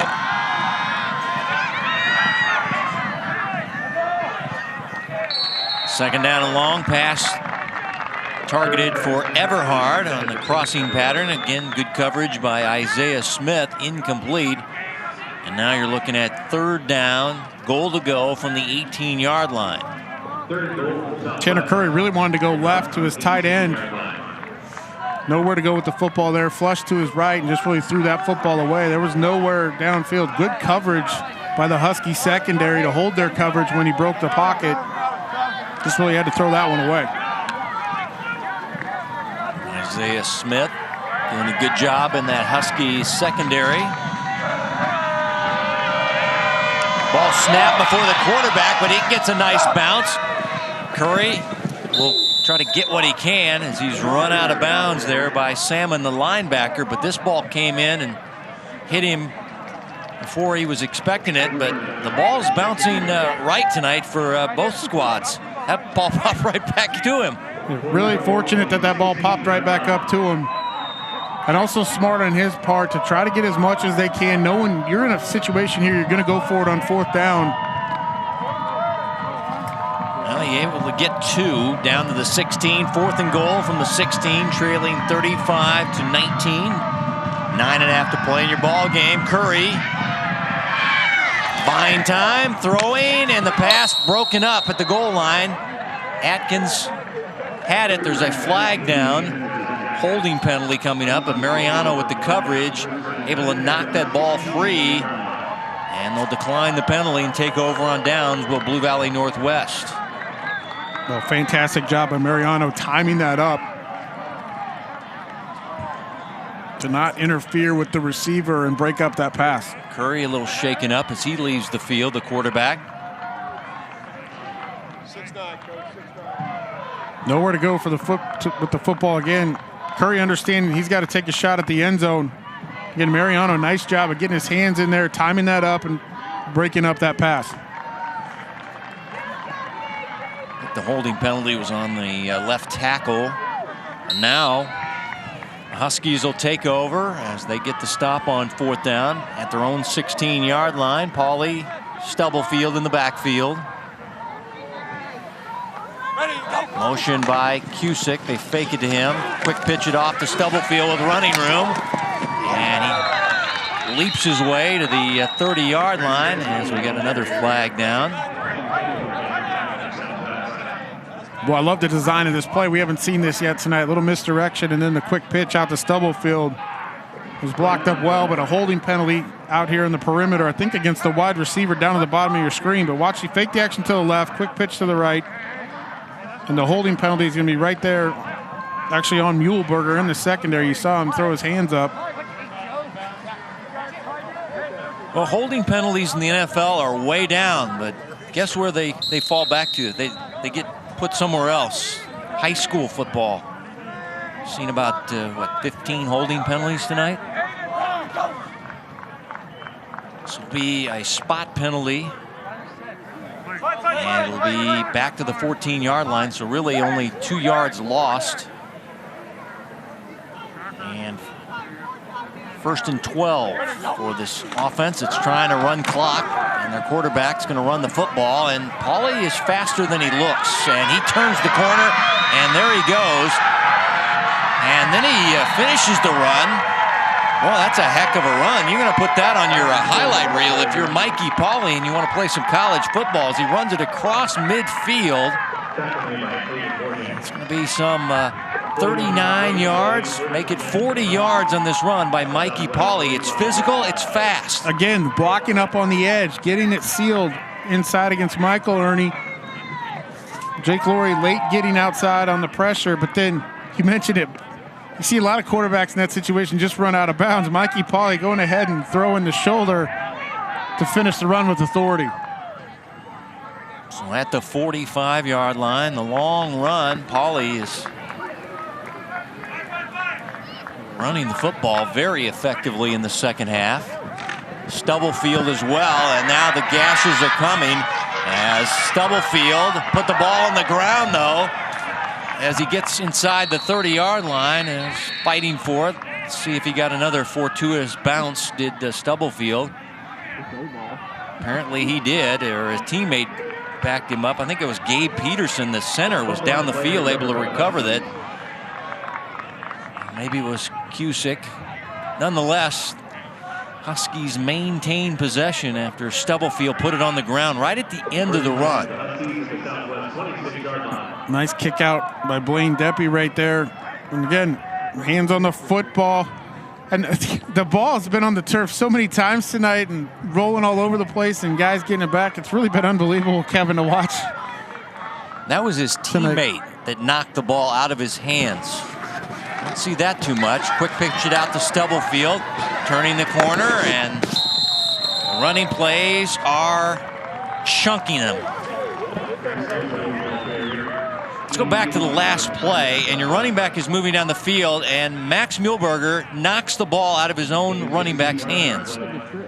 That's not what you want to put on your resume tape if you're wanting to be a college player. It's certainly not. He's had a tremendous night receiving, but knocking the football out there of his running back, and they're lucky to get it back. So the clock moving, close to 7 minutes left in regulation. And it's just big rushing chunks down the field for Northwest. Here's Pauly inside the 10. Tackle from behind. Nice play there by Jake Laurie, the linebacker. Well, Blue Valley Northwest has really kind of smelled blood in the water here in the fourth quarter, and they're grinding it out using clock. And it's been the run game with Mikey Pauly and Grant Stubblefield. Second down.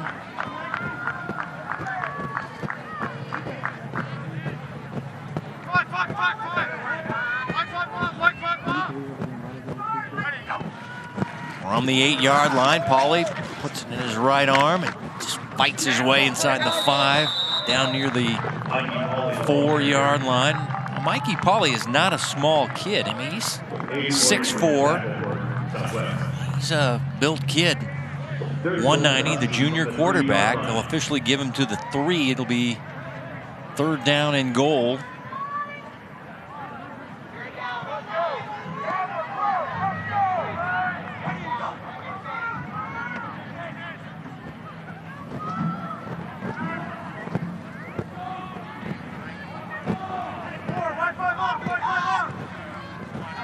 Motion by Stubblefield. They fake the pitch to him. Pauley will take it into the end zone for his 2nd rushing touchdown of the night.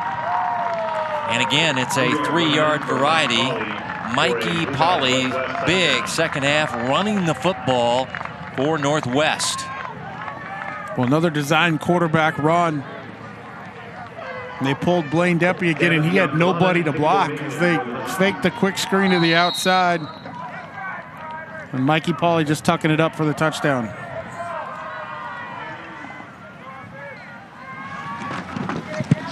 Extra point, up and good. Good work by the holder that time. Yates had to handle a low snap, able to get it down, and Biancalana tacked on the extra point. So this is a team that scored 40 last week, got 42 tonight. Mikey Pauley, big 2nd half after kind of a slow start, had an early interception, but the junior quarterback has heated things up. Well, you mentioned it. He had a slow start to the night with the interception, but since then he's gotten the job done. This was a ball that wasn't even a 1st down, but the sidearm throw, we saw the baseball side of him, but he's got it done with his legs tonight, Kevin, which has been, I think, the most important part of their success offensively. He's made some great throws, been helped out by his receivers, but this has been it tonight really for him. It's been with his legs on the ground. 178 yards on the ground, or excuse me, 90 yards on the ground, 178 yards passing. But when you're getting that type of production out of your quarterback in the run game, you're going to be successful. And then he finished this run off right here with an elbow and a shoulder with some authority. And then here's the last touchdown, faking the screen to the outside. You see Blaine Deppie pulling number 61. No one even a block. Wide open hole to punch it in. 42-19 as we sit here, Kevin. And he's got the good hair, too, as we saw him getting his hair fixed before the game with the help of the natural elements, the wind. Hey, man, when you got hair like that, you might as well do it, because when you're an old geezer like me, you can't do that anymore. Let's go back to the last drive. He had that long run, that 40-yard run that got him out of their own area. 7 plays. They travel 84 yards, and he caps it with that 3-yard touchdown run. They're really a nice drive. 7 plays, 84 yards, as you mentioned. Taking another 3 minutes off the clock, but they're really putting the exclamation point on this game and their success. And really, it's been a tale of 2 halves, as we've talked about. There you see in your picture there, one of the veteran coaches that's really coached a long time at Blue Valley Northwest, along with John Riker, Tenny Dewey, as they go deep down the field and they find their man. That is Everard. Ball game not over to number 15 as he gets it down near the 31-yard line. Big night for Tristan. Has a long completion. 49 yards from Curry to Everard. Well, just splitting the safeties and the coverage. Tanner Curry able to find Everhard, who's obviously been his favorite receiver this evening. And he's a little shaken up. We saw him have that calf issue on the punt. Maybe he was cramping up, maybe cramping up again. 1st and 10 from the 31-yard line.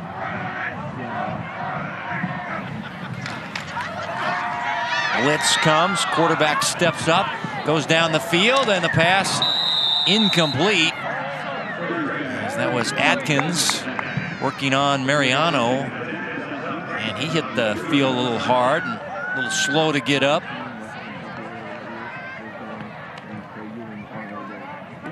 I think Mariano might have got his hand in here just at the last second. Mariano is their shutdown corner, and he's had a night tonight. He's done a good job.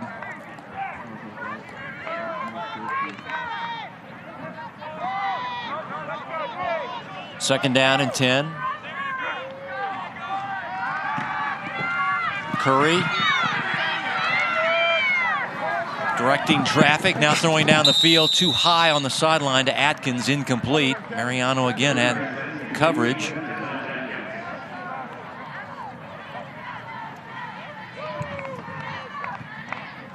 Curry's really had to step up in the pocket and get loose a lot tonight to avoid pressure. And Blue Valley Northwest is doing a nice job of covering in the secondary. Really know where to go with the football. Everard is back on the field after sitting out the last couple of plays. He had the big 49-yard catch. He has 2 receiving touchdowns on the night. He's been the receiving star for the T-Wolves. Flags prior to the snap.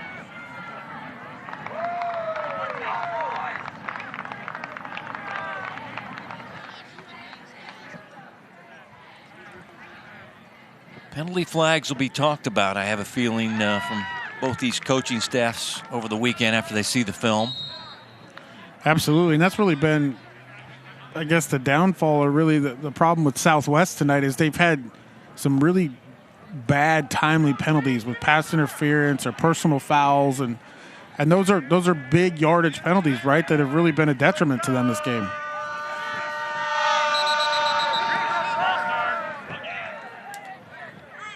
Looks like back-to-back false starts on the Southwest offensive line.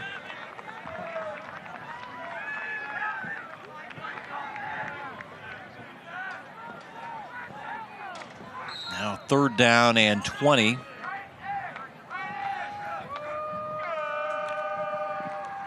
Curry deep drop. Breaking a tackle and running to the sideline where he's sent to the chalk by Drew Rinaldo. Outside linebacker making a nice stop. He's got about 3 or 4 yards on the play. It's going to be 4th down. And they have to go for it. Down 42-19 in the 4th. They led it 19-14 at halftime. Second half dominated by Blue Valley Northwest. After Northwest struggled in the first half with 4 turnovers.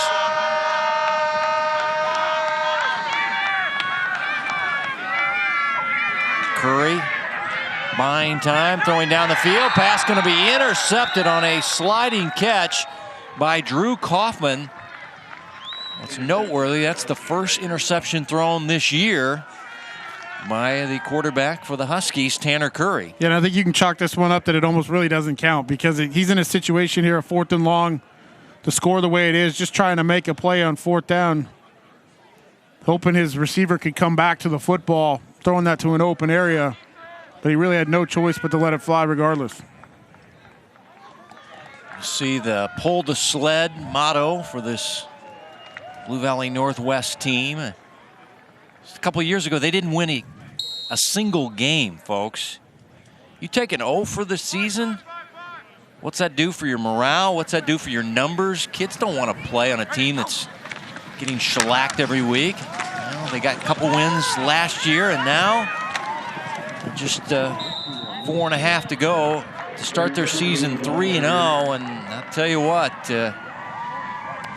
talking to Coach Clint Ryder at practice this week, he kept saying, it's nice to be 2-0, but got to keep our heads on our shoulders. We don't get too excited, but you can hear the excitement in his voice. I mean, when you've been losing like they have, to go 3-0, it's got to be huge. Well, that, and they're breaking a 3-game losing streak to Blue Valley Southwest, too, with this game. And they beat Blue Valley in week 1, and I think a lot of people said, well, that wasn't Blue Valley. They were missing a bunch of starters because they had guys in quarantine and stuff. So they,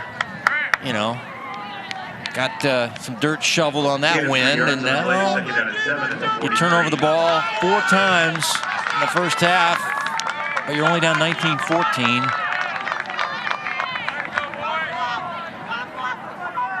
It's hard to turn a team around. It's just never going to be easy for you. As the running play across the 45. This is Josh Cusick. the ball carrier.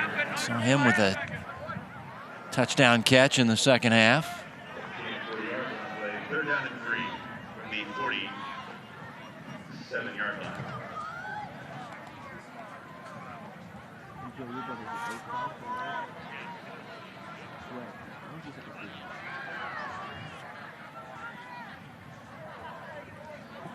And one of the keys tonight with the Northwest staff, we want a strong second half for our team. And we don't want a bunch of penalties, but we're going to get them anyway. And now pushing and shoving after the play. Yeah, these are Blue Valley District rivals. And we've got a penalty flag on Northwest. It's one where the officials announcing the entire right side of the offensive line moved a little bit early on that last play.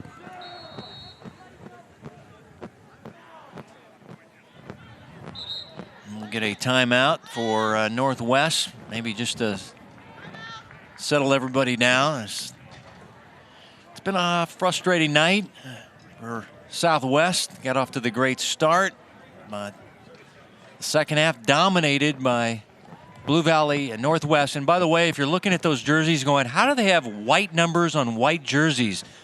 And anybody can see those. Well, we can't. So I've been guessing all night. And by the way, I talked to the officiating crew. In 2 years, you will not be allowed to wear white numbers on white jerseys. Thank goodness. Thank you, Kansas State High School of Activities Association, for maybe making a good call on optical illusion out there all night. I know what you're thinking. There's little tiny numbers on their shoulder pads you can see. I'm an old man. It certainly is a nightmare for us up here trying to see. They're hard to see on the field as well. I'll tell you that. And it looks crisp with our picture with our camera zoomed in on it. Yeah, beautiful right there. But from the press box, it's just a white jersey in the distance. And then, of course, Southwest is running with dark green numerals on black jerseys. It's called contrast, people. Contrast.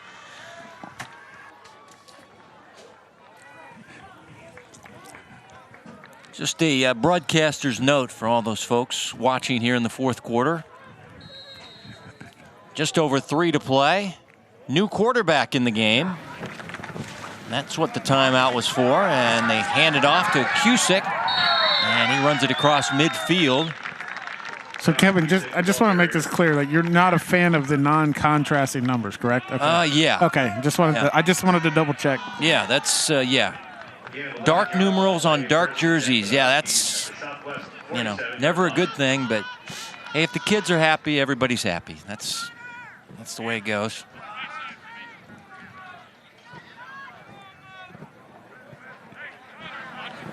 First and 10 from the 47-yard line.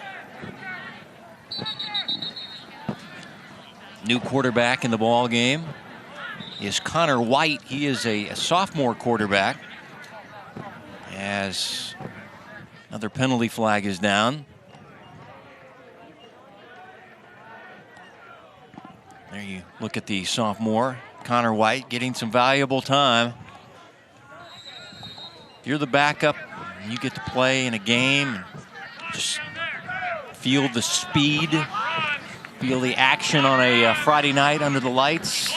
This helps you out more than sometimes playing in a JV game. So, but you get more snaps in a JV game. But this is the varsity speed of the game that you get acclimated to, as this running play is going to be thrown for a loss. Yes. Running play was Muhammad Chaudhry, sophomore, as Kilgore made the tackle for a loss.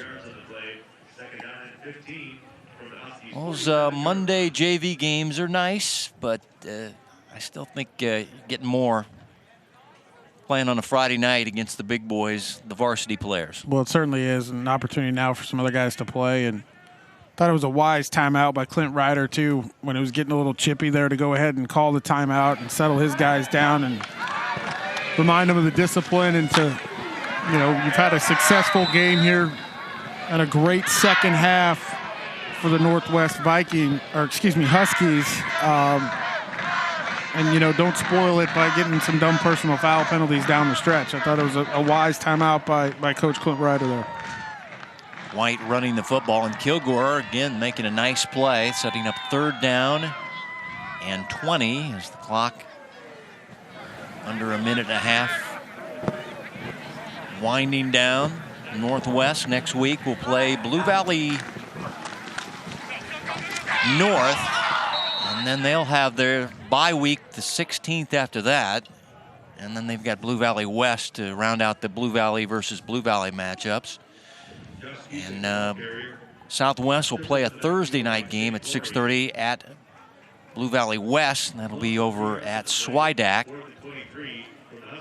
Now, it's really an interesting year with the Blue Valley protocols that they can't play outside of the school district. I know it presented some scheduling challenges and limited the amount of games they have, and really playing, each team is going to play an additional school in the district twice this year. Yates the punt away.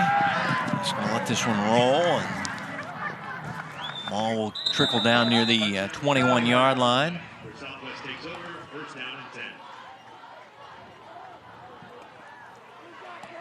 It's going to be actually about a 40-yard punt, no return. A lot of new faces on the field.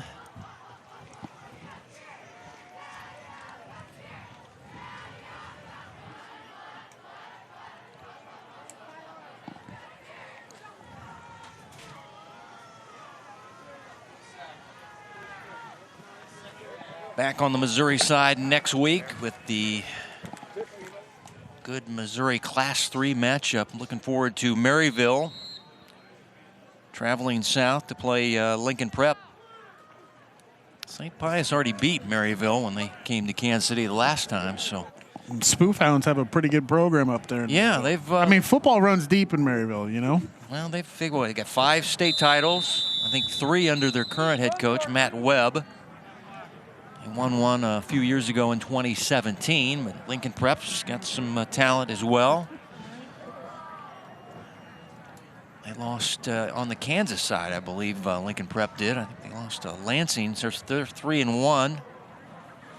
6 p.m. game, early, a little earlier, 6 p.m. next Friday night for our ball game there at that beautiful stadium at Lincoln Prep High School. There's the official graphic for you.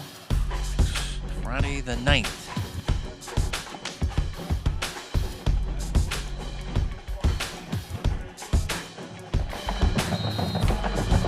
Maryville, 3-2 heading into play tonight.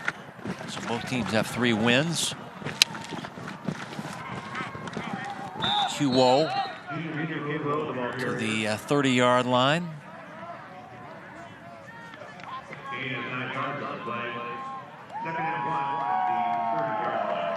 And that's going to do it here, Kevin. Yep, that'll wind out the clock. I don't think they're going to snap it again. Interesting ball game. 4 turnovers by the team that won the ball game in blowout fashion as they dominate the second half. As there's a 28-0 second half. 42-19 final for Blue Valley Northwest, the team that was 0-for a couple of years ago. They're now 3-0. 42-19 is your final.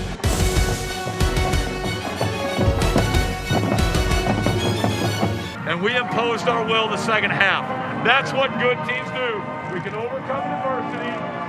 We can do something we're not necessarily. Well, you heard it from the coach there. He said we overcame some adversity, the 4 turnovers in the first half, and played a strong second half.